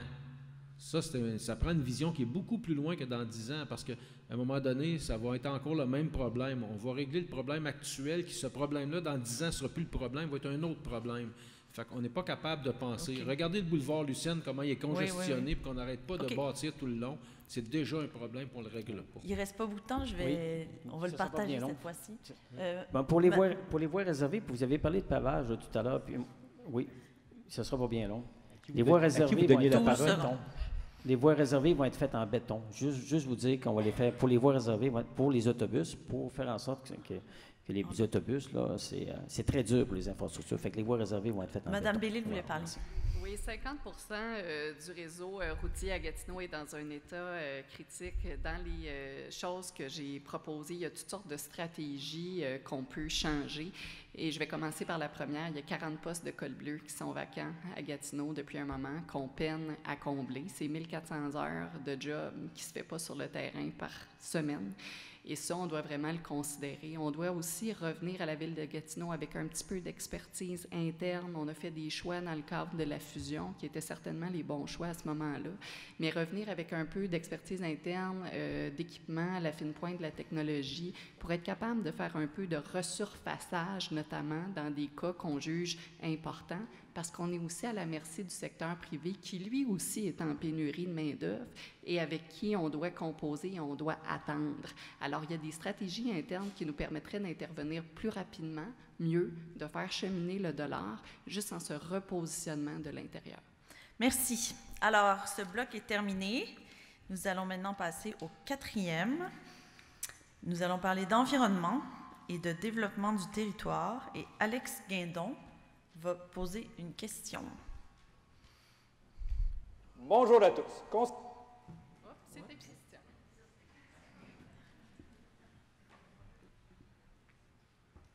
Bonjour à tous. En lien avec le plan climat déjà accepté par la Ville de Gatineau, selon vous, quelles sont les mesures environnementales à mettre en place sans toutefois nuire au dynamisme économique de la Ville de Gatineau? Wow. Alors, nous commençons avec M. Bergeron. Oui, bon. Pour l'environnement, on va commencer par le transport en commun. Donc, présentement, vous voyez énormément d'autobus qui roulent vides, surtout les fins de semaine et le soir. Il faut faire en sorte de revoir la façon dont on va donner le service, OK? Puis c'est pour ça que je vais implanter un service de taxibus à la demande, style Uber, faire en sorte que nos gros autobus qui prennent beaucoup de diesel tout de suite en partant ne soient plus. Et même, on va même essayer de les convertir au propane qui émettent moins de GES. Ça va être fait dans les premières années. Du moins, c'est ce que je pense qui est le plus efficace. Madame Bellil. Oui, je trouve la question de M. Guindon vraiment intéressante et représentative de ce que j'entends sur le terrain. On doit arrêter d'opposer développement et environnement. C'est pas un contre l'autre, c'est un avec l'autre, puis on doit tendre vers ça. Quand monsieur dit comment on peut se préoccuper des changements climatiques et du climat sans nuire au développement économique de la ville de Gatineau, bien ça, on l'entend beaucoup sur le territoire. On a cependant une responsabilité qui est immense, qui est importante. On doit agir. Et je pense que là où on doit agir en priorité, c'est sur le site Cook, qui a fait les manchettes au cours des dernières semaines. C'est un élément qui est préoccupant. À l'heure actuelle, ce qui se passe au site Cook, mais c'est l'équivalent de 5 500 véhicules par année qui sont sur le terrain. Et il y a un enjeu aussi de transparence dans le dossier du site Cook. On a demandé à plusieurs reprises de voir des documents qui n'ont jamais été partagés avec les citoyens. On sait que le ministère de l'Environnement débarquera là au cours des prochains jours. Et cet élément-là, pour moi, il est crucial sur le plan de la transparence, mais aussi parce qu'il est question de santé et sécurité des citoyens. Merci. Monsieur Lemay.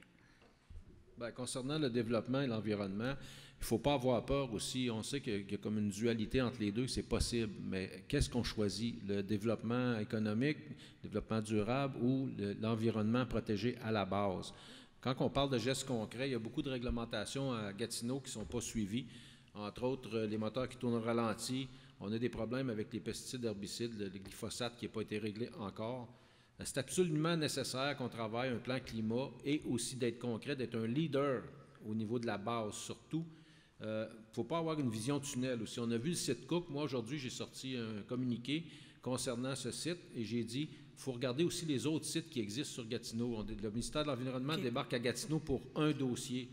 On ne sait pas exactement où sont tous les dépotoirs, puis il faut vraiment s'occuper de l'ensemble, d'avoir une vision périphérique. Vous pouvez garder cette idée-là en tête. On va y revenir. Monsieur Leblanc? Moi, dans mon programme électoral que j'ai sorti, j'ai une plateforme qui est très, très verte. Une des choses que j'ai voulu faire, c'est amener 200 000 arbres. Je pense qu'on est capable de faire du développement économique en pensant à l'environnement. Par exemple, je me demandais comment on pouvait faire pour sauver les arbres quand il y avait des projets immobiliers. Puis j'ai trouvé une initiative à Sherbrooke qui s'appelle La Forêt qui marche, ou est-ce que c'est 60 bénévoles qui rentrent, qui prennent l'écosystème puis qui le déménagent d'endroit? Je trouvais que c'était une idée fantastique. Il y a plus de détails sur ma plateforme. Je vous invite à visiter mon site web. Merci. Madame Marquis-Bissonnette. Nous, on veut mettre en œuvre le plan climat. C'est un dossier que j'ai porté. On veut se donner les moyens de nos ambitions. On veut mettre en place un bureau de la transition écologique et agir avec les 235 moyens qui ont été ciblés. Je ne pense pas que agir en matière environnementale, c'est nuire à l'économie. Au contraire, je pense que c'est une opportunité. Nous autres, à Gatineau, on connaît ça, les changements climatiques. Je pense qu'il y a des entrepreneurs qui peuvent tirer parti de ça.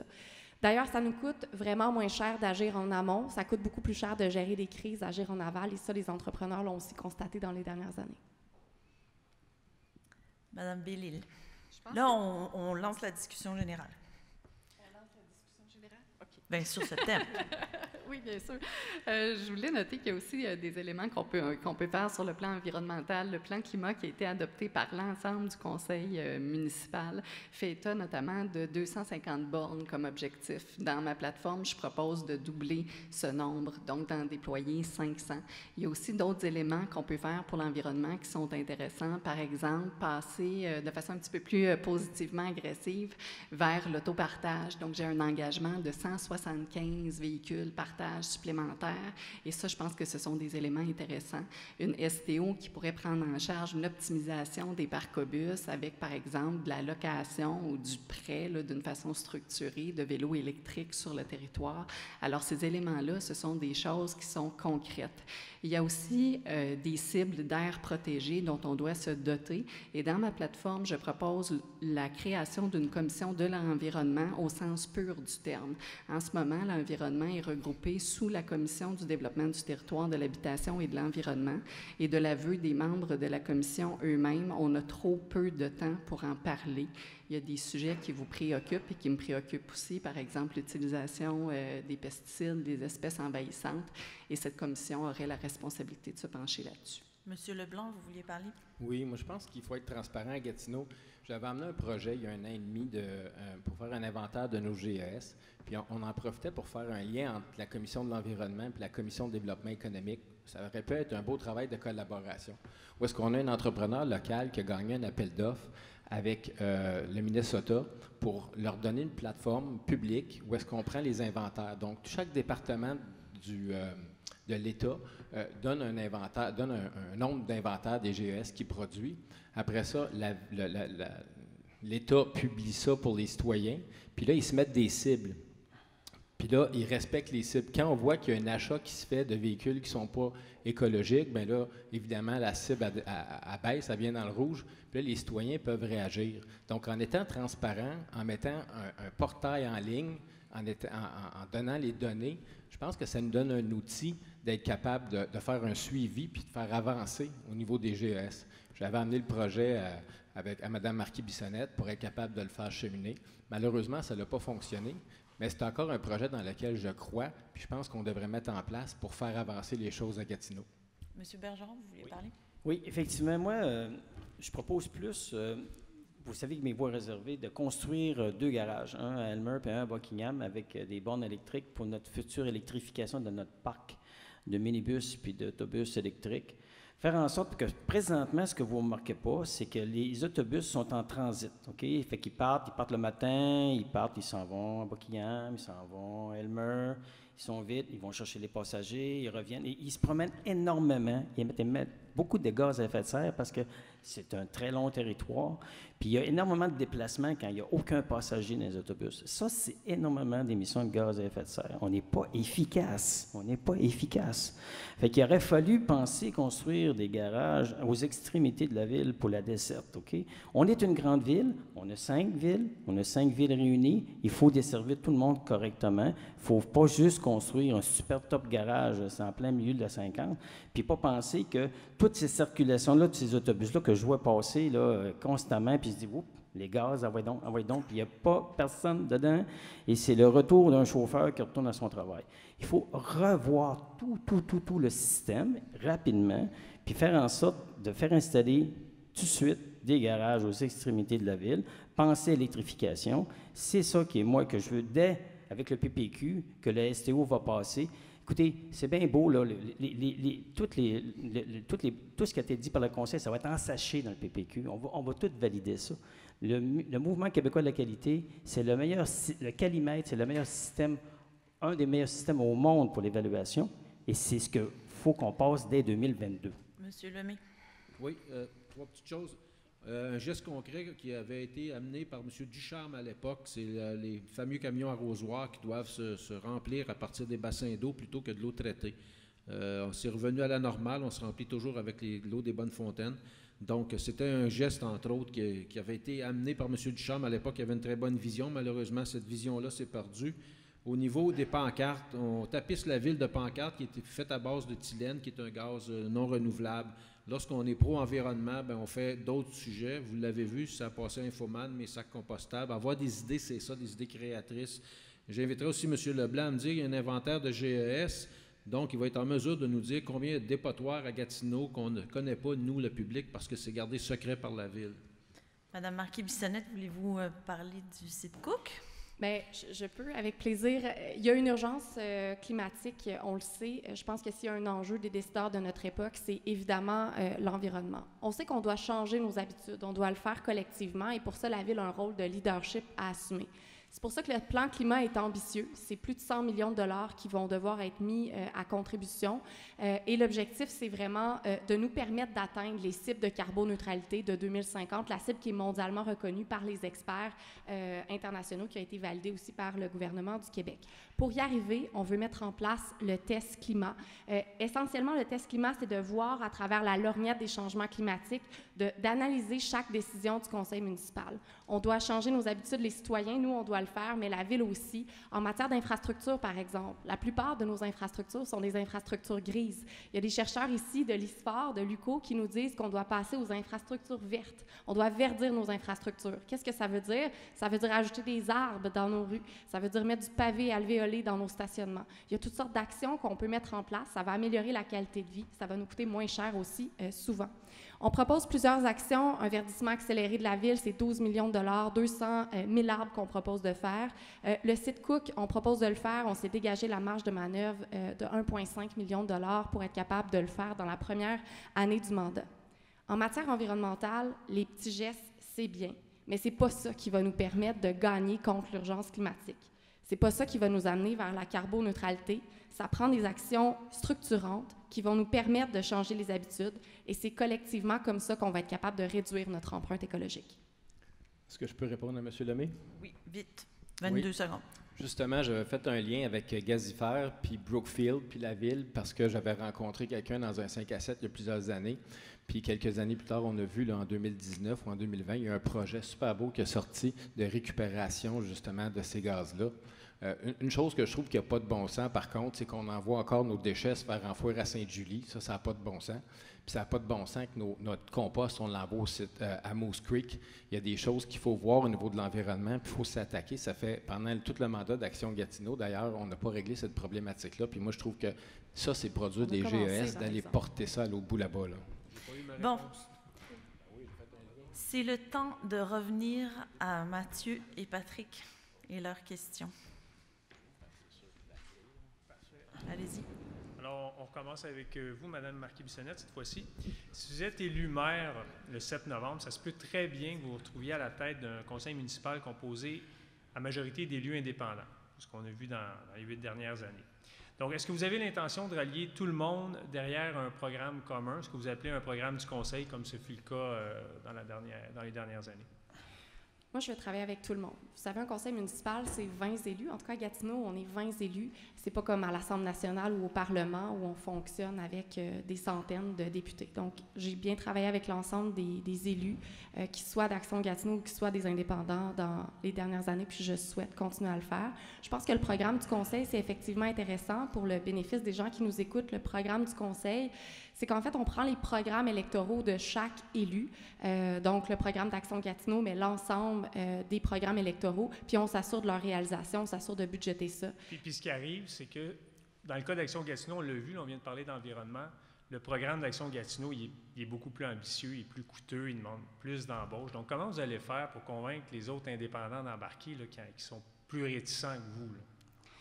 Bien, je pense qu'un des trucs qu'on a à Action Gatineau, c'est notre capacité de réfléchir, d'analyser. On a des engagements qui sont chiffrés. Puis souvent, avec ces données-là, on est capable d'expliquer aux gens l'urgence d'agir, puis comment est-ce qu'on est capable d'y arriver avec un plan solide.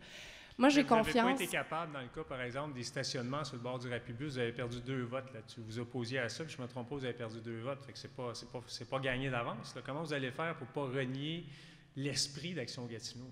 Bien, c'est sûr que c'est de discuter, c'est de travailler avec les gens, puis il faut arriver à un compromis. Moi, c'est sûr que je mets ma tête sur le bio quand je suis candidate à la mairie, puis quand je clame être l'équipe de la transition écologique. Évidemment, je pense que si je suis élue mairesse, si j'ai ce privilège-là le 7 novembre prochain, les gens comprendront que je suis là pour la transition écologique. Mais oui, il va falloir travailler avec tout le monde, évidemment. Parfait, merci. Je passe à M. Lemay. En environnement, vous aussi.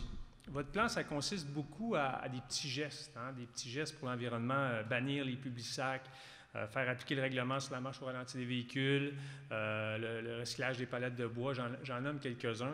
Est-ce que vous ne pensez pas que ces petits gestes-là, même s'ils sont importants à l'heure de l'urgence climatique, à l'heure de la COP26 à Glasgow, est-ce que vous ne pensez pas qu'on est rendu ailleurs, à des gestes plus ambitieux, des gestes des villes, posés par les villes? Oui, tout à fait, on est rendu ailleurs, mais par contre, il ne faut pas oublier la base. En s'en allant ailleurs avec un plan climat, je suis entièrement d'accord avec travailler un plan climat, mais par contre, qu'est-ce que ça donne si on fait de la réglementation puis qu'on l'outrepasse constamment? Entre autres, on le voit très bien là, avec la déforestation qu'il y a eu dans le plateau.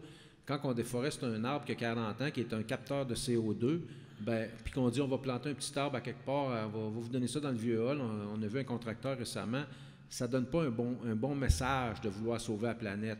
Quand on veut sauver une planète, on le fait des deux côtés. Mais comment vous allez faire justement pour faire appliquer ces règlements-là? Vous dites qu'ils ne sont pas appliqués. Là. Ça prend plus d'inspecteurs? Non, pas nécessairement.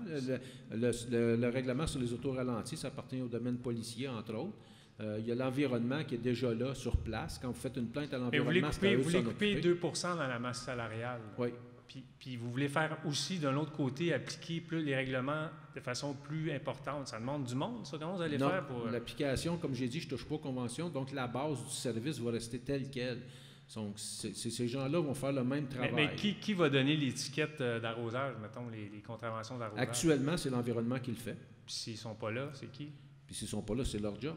C'est leur job à eux autres. Si vous faites une plainte au 3 il n'y en a pas assez déjà. Là. Comment vous faites? Il y en a assez. C'est parce que c'est de la manière que c'est mené. C'est toute la hiérarchisation que j'ai parlé tantôt. Vous avez dit au droit que vous seriez même presque que ce soit les policiers qui donnent ces contraventions-là. Est-ce que vous trouvez que c'est une bonne utilisation des services policiers de faire ça? Bien, certain. Si un policier passe sur une rue et il n'y a rien à faire pendant, mettons, une demi-heure puis il voit un citoyen qui fait ça, bien, il pourrait donner une contravention. Pourquoi pas? La délégation de pouvoir existe. Parfait. Merci. Monsieur Leblanc?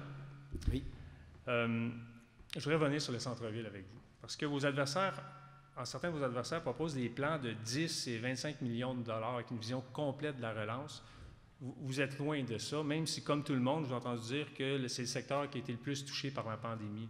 Est-ce qu'il faut comprendre que, pour vous, le centre-ville, ce n'est pas vraiment une priorité, la relance du centre-ville, puis pour que tout le monde comprenne, on parle du centre-ville, l'ex-centre-ville de Hull? Oui, bien, il y a 5 millions qui est prévu déjà pour le centre-ville qu'on doit absolument mettre là. Moi, je fais partie du comité de relance du centre-ville au niveau économique avec Mme Marquis-Bissonnette. On travaille le dossier. On est en train de recevoir une proposition pour mettre des choses en place. Moi, l'argent que je prends, c'est le 20 millions de COVID qui reste de ce qu'on n'a pas utilisé de l'année passée. Je le prends, puis je le donne à l'ensemble des citoyens, comme ont fait plusieurs autres villes au Québec. On voit quand on fait du porte-à-porte à Elmer et à Buckingham, à son enjeu, eux autres, ils disent on est négligé, tout s'en va là. Puis là, quand on voit Mme Marquis-Bissonnette qui prend tout l'argent de tous les citoyens puis qui le met juste à Hull, ça va crier, je vous le garantis. Oui, mais vous vous présentez souvent comme un candidat de l'économie. Vous dites, je suis un homme d'affaires, tout ça. Est-ce que c'est la meilleure façon d'investir le 20 millions dans un gel de taxes, dans le fond, plutôt que dans des investissements au centre-ville qui pourraient rayonner ailleurs, dans le fond? Moi, je crois que oui. Puis quand même qu'on mettrait 100 millions dans le centre-ville, si on ne ramène pas les travailleurs, on s'entend que les entreprises sont en compétition avec la maison. Les édifices à bureaux aussi du gouvernement sont en compétition avec le confort de la maison. Donc, il y a un travail à faire pour que les entreprises Et les édifices à bureaux innovent pour être capables d'attirer, de faire revenir leurs travailleurs au centre-ville. Ça donne quand même l'impression que vous allez attendre que les travailleurs reviennent avant de faire quoi que ce soit. Moi, j'attends la construction du Oui 2, du View 2, puis qu'il y ait plus de gens qui arrivent à Zibi pour avoir une densité. Puis après ça, on va mettre de l'argent dans le centre-ville. Puis aussi, il faut faire avancer la CCN. J'ai travaillé en collaboration avec la CCN pour faire des choses qui sont dues depuis longtemps. Parfait. Merci beaucoup. M. Bergeron. Oui. Vous vous opposez à la construction du tramway. Je pense que vous avez été assez éloquent à ce niveau-là. Oui. Si vous devenez maire le 7 novembre, que dites-vous au gouvernement du Québec qui est déjà prêt à financer 60 % du projet, qui a fait une priorité provinciale en termes de transport et qui négocie actuellement avec le gouvernement fédéral pour qu'il paie sa part? On va le revoir, le projet.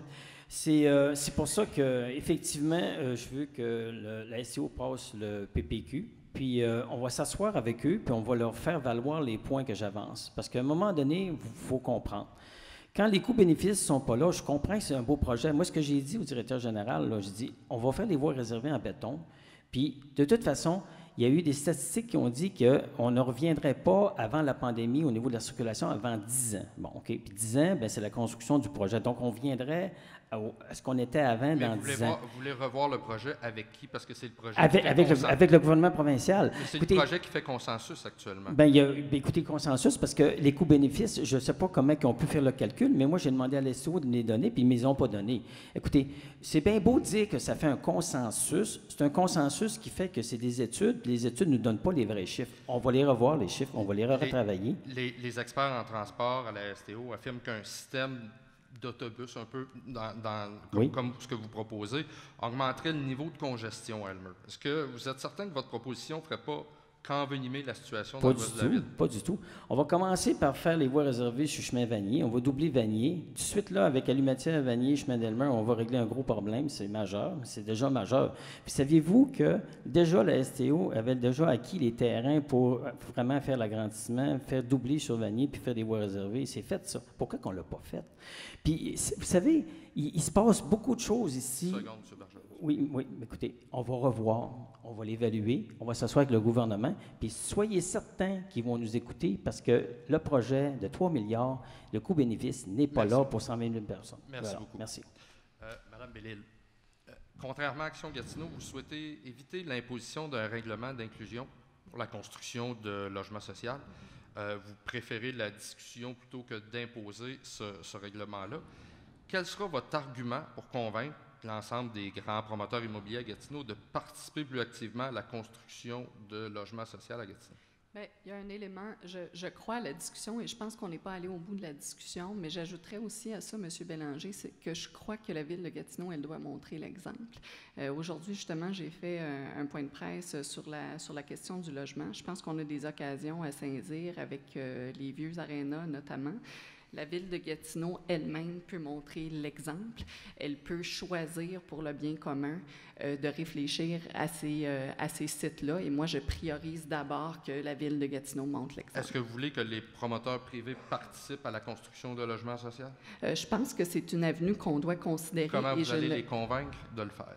Les amener à la table, mais dire que Gatineau va faire sa part. Je n'exclus pas l'imposition de ratio, ni le droit de préemption d'ailleurs, mais je ne pense pas qu'on doive aller dans cette avenue-là à court terme. On a un bout de chemin à faire. Vous proposez, vous l'avez fait aussi aujourd'hui, de réserver des terrains des anciens arénas pour la construction de logements sociaux.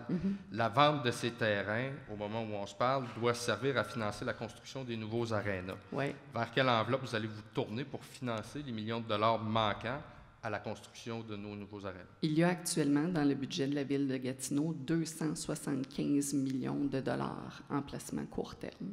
Ça veut dire un bas de laine pour les infrastructures. Et cet argent-là est là et on a de la misère à le sortir pour toutes sortes de raisons. Raisons de main-d'œuvre, proactivité. Alors, je pense qu'on a des devoirs à faire et on a un nombril à regarder. Merci beaucoup. Merci. Nous allons passer à notre dernier bloc qui va porter sur Gatineau, ville universitaire. Et nous allons laisser la parole à Christian Lasselle qui va nous dire ça sur vidéo. Comme un pôle de développement pour la ville, que pensez-vous faire pour stimuler la vie étudiante dans les alentours du campus?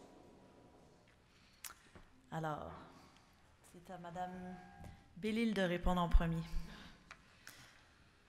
J'aime ce sujet. Je pense qu'une université, ça fait partie de sa communauté et j'ai rencontré Mme Laberge, on en a parlé un peu toutes les deux. On doit sentir qu'on a une université à Gatineau, on doit être partenaire de ça, on doit le sentir, on doit le vivre et ça passe bien sûr par être en lien avec les étudiants, faire une offre, dynamiser un centre-ville. Alors ça, j'y crois vraiment beaucoup, être capable de faire une proposition qui attire les gens vers le centre-ville. Je vais aussi dire que c'est une fierté d'avoir une université et que cette université, on doit la défendre et on doit l'aider à se développer. Il y a déjà beaucoup de millions de dollars qui ont été annoncés pour un campus unifié, formidable. On doit quand même insister sur le fait que le gouvernement du Québec a reconnu à l'Outaouais un rattrapage important. Et ça, c'est un flambeau qu'on doit porter haut et fort, avec une certaine impatience, je pense, de rappeler au gouvernement qu'on est là, qu'on existe, que l'éducation, c'est important, la santé et le logement aussi.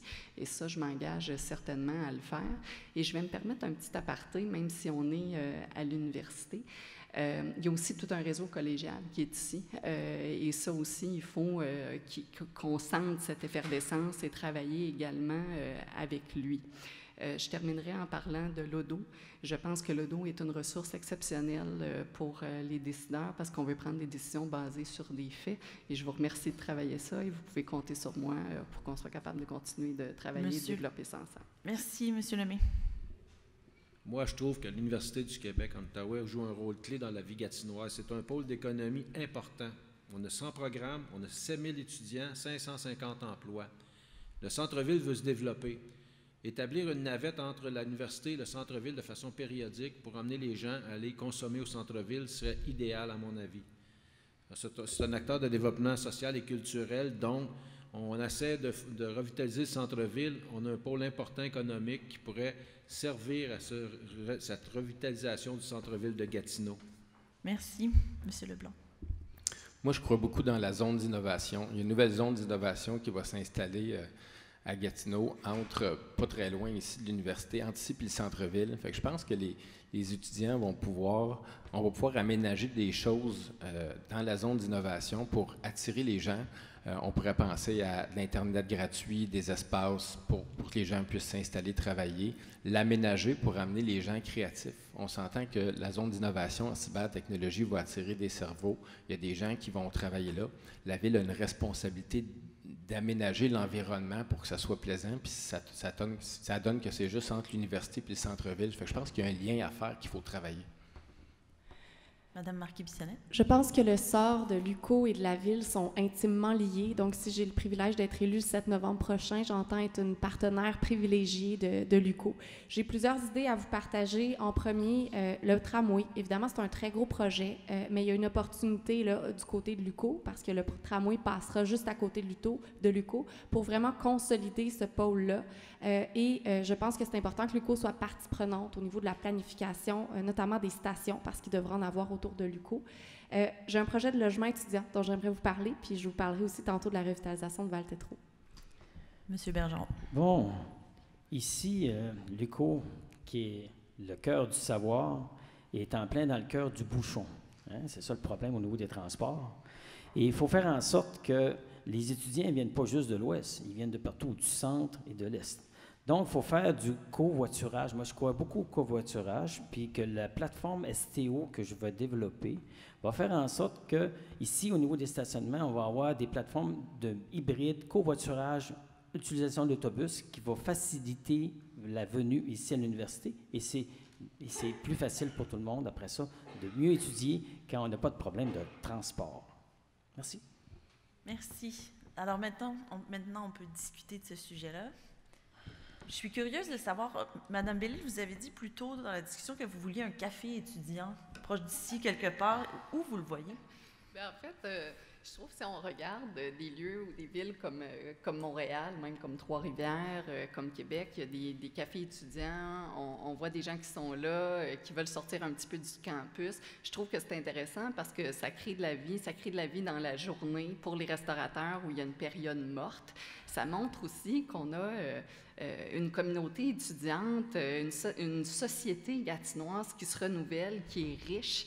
Et je trouve que ça manque. On est est dans la porte d'entrée. Quand on arrive au centre-ville, on est dans la face d'Ottawa. Les gens arrivent, des gens de l'extérieur, et avoir une vitalité dans le centre-ville via des étudiants qui sont présents, moi, ça me paraît essentiel et extrêmement positif. Mais vous le voyez où? Parce que ça prendrait presque des changements de zonage entre ici et le centre-ville? Bien, en fait, moi, je vois que ça doit se passer au centre-ville. Maintenant, ça prend une offre ça prend une offre qui est intéressante pour que des étudiants se déplacent au centre-ville, et l'épicerie, ça fait aussi partie de ça, effectivement. La fameuse épicerie. Oui, Mme Marquis-Bissonnette. Oui, je voudrais revenir sur mes autres projets dont je voulais vous parler tantôt. Il y a une entreprise d'économie sociale qui s'appelle l'Utile, qui est basée à Montréal, mais ils ont fait des projets de résidence étudiante un petit peu partout au Québec. Et il y a un phénomène intéressant quand on bâtit une résidence étudiante, c'est que non seulement ça libère certains logements qui sont typiquement avec plus de chambres, dont on a bien besoin à Gatineau dans le contexte de la crise de logement qu'on connaît, mais en plus, il y a un phénomène qui arrive qui s'appelle la studentification, puis vous chercherez, c'est quelque chose qui arrive pour vrai. Et ça, en fait, c'est un moteur de développement économique. Pourquoi? Parce que les étudiants vont consommer, ils vont aller dans un café, ils vont aller prendre un verre, ils vont faire vivre certains commerces locaux, ils vont permettre à des commerces locaux de s'implanter. Donc, la création, en fait, d'un quartier étudiant tout près d'ici, en collaboration, évidemment, avec l'UQO, avec les associations étudiantes, moi, je pense que c'est une opportunité qu'on doit étudier. Dans le cadre de l'élaboration du programme d'Action Gatineau, on a fait venir l'Utile pour les entendre. En fait, c'était par Zoom, donc ils n'ont pas eu besoin de se déplacer. Et je les ai aussi fait venir à la table de concertation sur le logement que j'ai eu le plaisir de présider dans les dernières années. Il y a des opportunités et j'aimerais saisir ça. Aussi, dans le plan d'urbanisme, qui est un règlement de zonage, en fait, qui est le règlement d'urbanisme qu'on a revu dans les dernières années, il y a une planification, il y a un plan pour la revitalisation de Val-Tétreault autour de la rue Bégin, donc tout près d'ici. Il y a des opportunités, il y aura une planification. Évidemment, quand on parle de revitalisation, on doit parler avec les parties prenantes, et l'UQO et ses associations en seront certainement parties prenantes pour ce projet-là. Monsieur Leblanc, voulez-vous parler? Oui. Moi, je pense qu'il faut continuer de développer notre université. On a une belle université, il faut s'en occuper. Malheureusement, il y a un exode de 54% des étudiants. Ça, c'est 3500 étudiants sur 6500 qui s'en vont vers Ottawa. Il faut absolument arrêter ça. Il faut développer notre université. Puis comment on fait ça? Bien, on développe des programmes. J'ai déjà eu une discussion avec l'ancien recteur sur la création de programmes. Je sais que ce n'est pas simple. Je suis content que la Ville ait participé à assister l'université à la création de nouveaux programmes. Il faut continuer, il faut aller chercher des programmes en technologie, il faut innover. Donc, moi, je suis en faveur de continuer de travailler à développer notre université puis faire un partenariat avec la Ville pour être capable d'avancer ensemble. Évidemment, il faut continuer de revendiquer à Québec, d'avoir une voix forte à Québec, d'aller faire des revendications puis faire bouger les choses, mais il faut définitivement développer ce partenariat-là. Oui. Madame Bellil, vous vouliez parler? Oui. Il y a des éléments aussi, je trouve, à considérer, puis des maillages à faire dans le contexte de la pénurie de main-d'œuvre. Vous avez un taux de placement, je ne me souviens pas exactement, mais qui est excellent, de 80 quelques %. Est-ce que j'ai raison, Madame Laberge? Oui. De 80 quelques % des étudiants qui viennent à l'UQO. La Ville de Gatineau doit être ouverte aussi, et des programmes de stage coop, où on est capable de faire des maillages avec des programmes existants, où les étudiants de l'UQO peuvent venir, où on est capable de se créer une relève pour la Ville de Gatineau. Ce genre de programme-là, organisé, orchestré ou de lien, je pense qu'on doit aussi le favoriser. Et la Ville doit vous soutenir dans votre rayonnement, puis dans votre réussite aussi, d'avoir un si bon taux de placement de vos étudiants. Donc, les liens économiques peuvent se faire de différentes façons. Il y a beaucoup d'acteurs sur le territoire, mais la Ville, elle peut aussi être un porteur de cette voie-là. Oui, s'il vous plaît. Oui, M. Bergeron? Oui. Moi, ce que je vois, c'est... vous savez, quand j'ai étudié à Polytechnique, moi, je marchais à pied, je marchais un bon 25 minutes pour me rendre à l'université, tous les matins, 25 minutes pour venir. Le logement, ça a bien changé. Je restais sur rue Barclay à Montréal, puis c'était quelque chose. Puis, moi, ce que je sais, c'est que quand tu veux étudier, il y a un budget. Hein? Tu as tes études, tu as ton logement, tu as tes transports. 3. Ça, c'est vraiment important. Le logement, on sait, ça l'explose. Bon, ça, c'est tu as des études, vos coûts universitaires, et maintenant le transport. C'est sur le transport qu'on peut jouer. Moi, ce que je veux offrir, là, c'est une carte où ce que les gens vont faire du covoiturage, vont pouvoir venir ici à l'université, mais tout dépendant des horaires qu'ils ont, les gens qui covoiturent, ben, c'est une carte qui va, style Amigo Express, ou que vous connaissez, où les gens vont pouvoir aller sur une plateforme, puis pouvoir réserver avec un autre étudiant qui ne connaissent pas encore, qui vont pouvoir revenir à la maison encore en covoiturage. Vous voyez un peu le style géré par la STO, quelque chose d'efficace, quelque chose de moderne, qui va faire que les étudiants vont dire, bien, c'est le fun de venir à l'UQO, parce que la STO offre un service de transport super moderne. Et c'est la plateforme du futur. C'est la plateforme du futur. Parce qu'on est rendu là. On est rendu, tout le monde a un cellulaire, tout le monde veut être capable de se déplacer facilement, et pas juste pour venir étudier, pour retourner aussi à des... Parce que les gens vont vouloir aller travailler, ils vont vouloir... Puis ça va être hybride avec notre système de transport, autobus, minibus, taxibus électrique. On va avoir un ensemble d'offres qui va faire en sorte que ça, va faire en sorte qu'on va jumeler ça avec les cours ici, l'UQO, puis là, tout le monde va dire, on veut aller étudier à l'UQO, parce que la STO offre le plus moderne mode de transport au Canada. Merci. Monsieur Lemay voulait parler. Oui, premièrement, je veux appuyer et supporter l'UQO dans toutes ses démarches, surtout une collaboration entre l'université et la ville, en tant que ressources humaines et ressources matérielles, développement des résidences étudiantes et des programmes. On a vu récemment un programme de médecine qu'on avait de la misère à traduire en français. Je pense qu'on doit être fiers de pouvoir, chez nous, étudier en français. On voit qu'il y a beaucoup de programmes à Ottawa. Est-ce qu'on peut en rapatrier certains pour faire grandir notre université? C'est ce que je me situe où j'aimerais travailler pour vous là-dedans. Merci. Monsieur Leblanc? Oui, j'ai vu une petite... Vraiment pas beaucoup de temps parce qu'il faut conclure. J'ai vu une petite statistique que je trouvais intéressante dans mes recherches. 94% des diplômés qui ont étudié au campus de Gatineau travaillent en Outaouais. Donc, voilà une raison pour être capable de développer nos programmes et être capable de garder notre monde ici. C'est important. C'est eux autres qui vont faire la main-d'œuvre pour nos entreprises plus tard. Donc, je pense que c'est une priorité pour Gatineau. C'est un partenaire de développement économique. Merci. Merci beaucoup. Alors maintenant, ben voilà, c'est terminé nos blocs de discussion thématique. Il vous reste chacun 1 minute pour ramasser vos idées. La moelle de vos propos et de votre programme. On reprend la séquence du tirage au sort. Monsieur Lemay? Je suis le premier? Oui, c'est la séquence du début. J'ai écouté la population qui demandait de revenir et c'est ce que mon programme reflète. En connaissez-vous beaucoup qui démissionneraient de son poste de capitaine au service des incendies de la ville de Gatineau en 2013 pour vouloir servir ses citoyens et qui, pour une deuxième fois en 2021, sort de sa retraite pour proposer sa candidature à la mairie? Cela démontre que je suis prêt, dédié et engagé à servir la population de Gatineau. J'ai la vraie expérience derrière la cravate, à bien gérer les dossiers de la ville de Gatineau pour que les citoyens deviennent fiers de notre ville. Je suis prêt à travailler avec tous, sans exception, incluant les futurs élus d'Action Gatineau.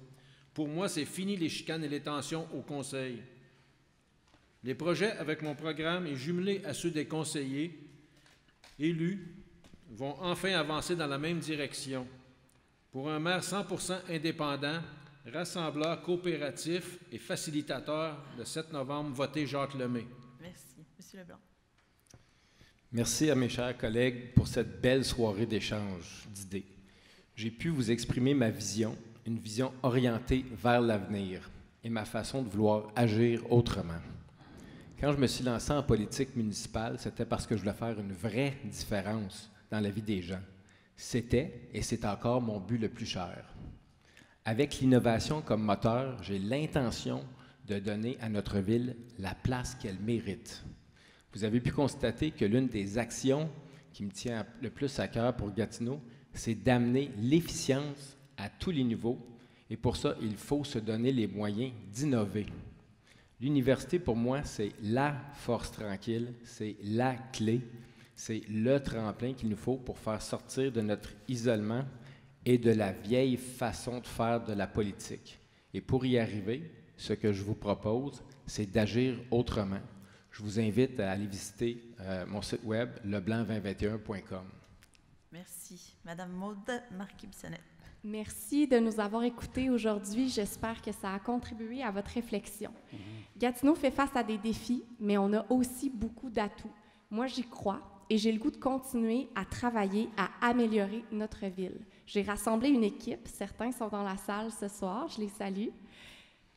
Et je veux continuer d'amener un leadership positif et constructif pour Gatineau. Si vous croyez que ça prend des actions fortes pour faire face à l'urgence climatique, pour faire face à la crise du logement, qu'il faut s'occuper de la relance de nos commerces locaux et donner du souffle à notre centre-ville, qu'il faut le faire avec rigueur et avec responsabilité quant à la gestion des finances publiques. Je vous invite à m'appuyer et je vous invite aussi à appuyer l'équipe d'Action Gatineau. On a des engagements concrets, chiffrés, réfléchis pour Gatineau. On veut profiter du dernier droit de la campagne pour vous faire part de nos idées, pour les faire connaître. Merci et au plaisir de poursuivre les échanges. Merci. Monsieur Bergeron. Bien, moi, je veux aussi devenir maire de la ville de Gatineau, comme tous mes confrères et consorts. Puis moi, c'est pour implanter le prix Performance Québec au niveau de la ville et au niveau aussi de la STO dès 2022. Faire en sorte d'aller voir c'est quoi nos points forts qu'on a à la ville, parce qu'on a des bons employés, on a des points forts et on a des points à améliorer. Et suite à ça, on va vraiment s'attaquer à améliorer nos services, à mieux paver nos rues, à être plus efficace, à aller chercher des économies d'échelle, puis faire en sorte de vous donner d'excellents services. Et ça, faire en sorte qu'après qu'on ait fait ce rapport-là, 3 ans plus tard, okay, parce que c'est ce que la Société de transport de Laval a fait, je vais redéposer une demande de candidature, puis là, on va voir l'amélioration qu'on a eue. Donc, vous allez avoir vraiment un constat dans les 4 ans du mandat. Et la STL, après la deuxième fois qu'elle a présenté son projet, elle a gagné le PPQ du Grand Prix, le plus grand prix offert par le Prix Performance Québec. C'est pour ça qu'il faut voter Rémi Bergeron, un système de la planification, de l'organisation, de la direction et du contrôle. Merci. C'est ma formation. Merci. Madame Bellil.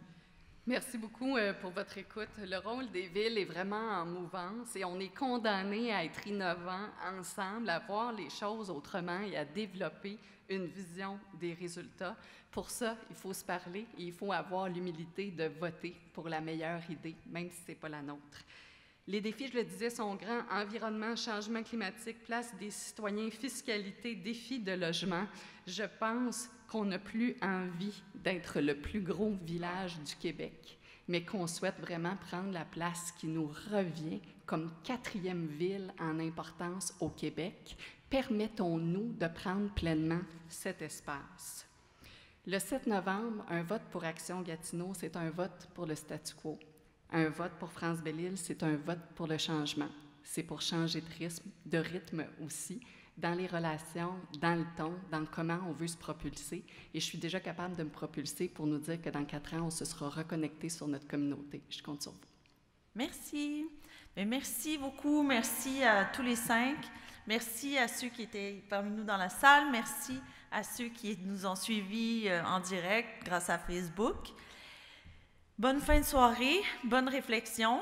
Je vous invite à lire les comptes rendus, les analyses, les textes d'opinion au sujet de la campagne dans Le Droit, évidemment, ledroit.com. Vous pouvez vous abonner. Bonne idée. Et bonne campagne. Et surtout, allez voter le 7 novembre. Oui. Au revoir. Merci.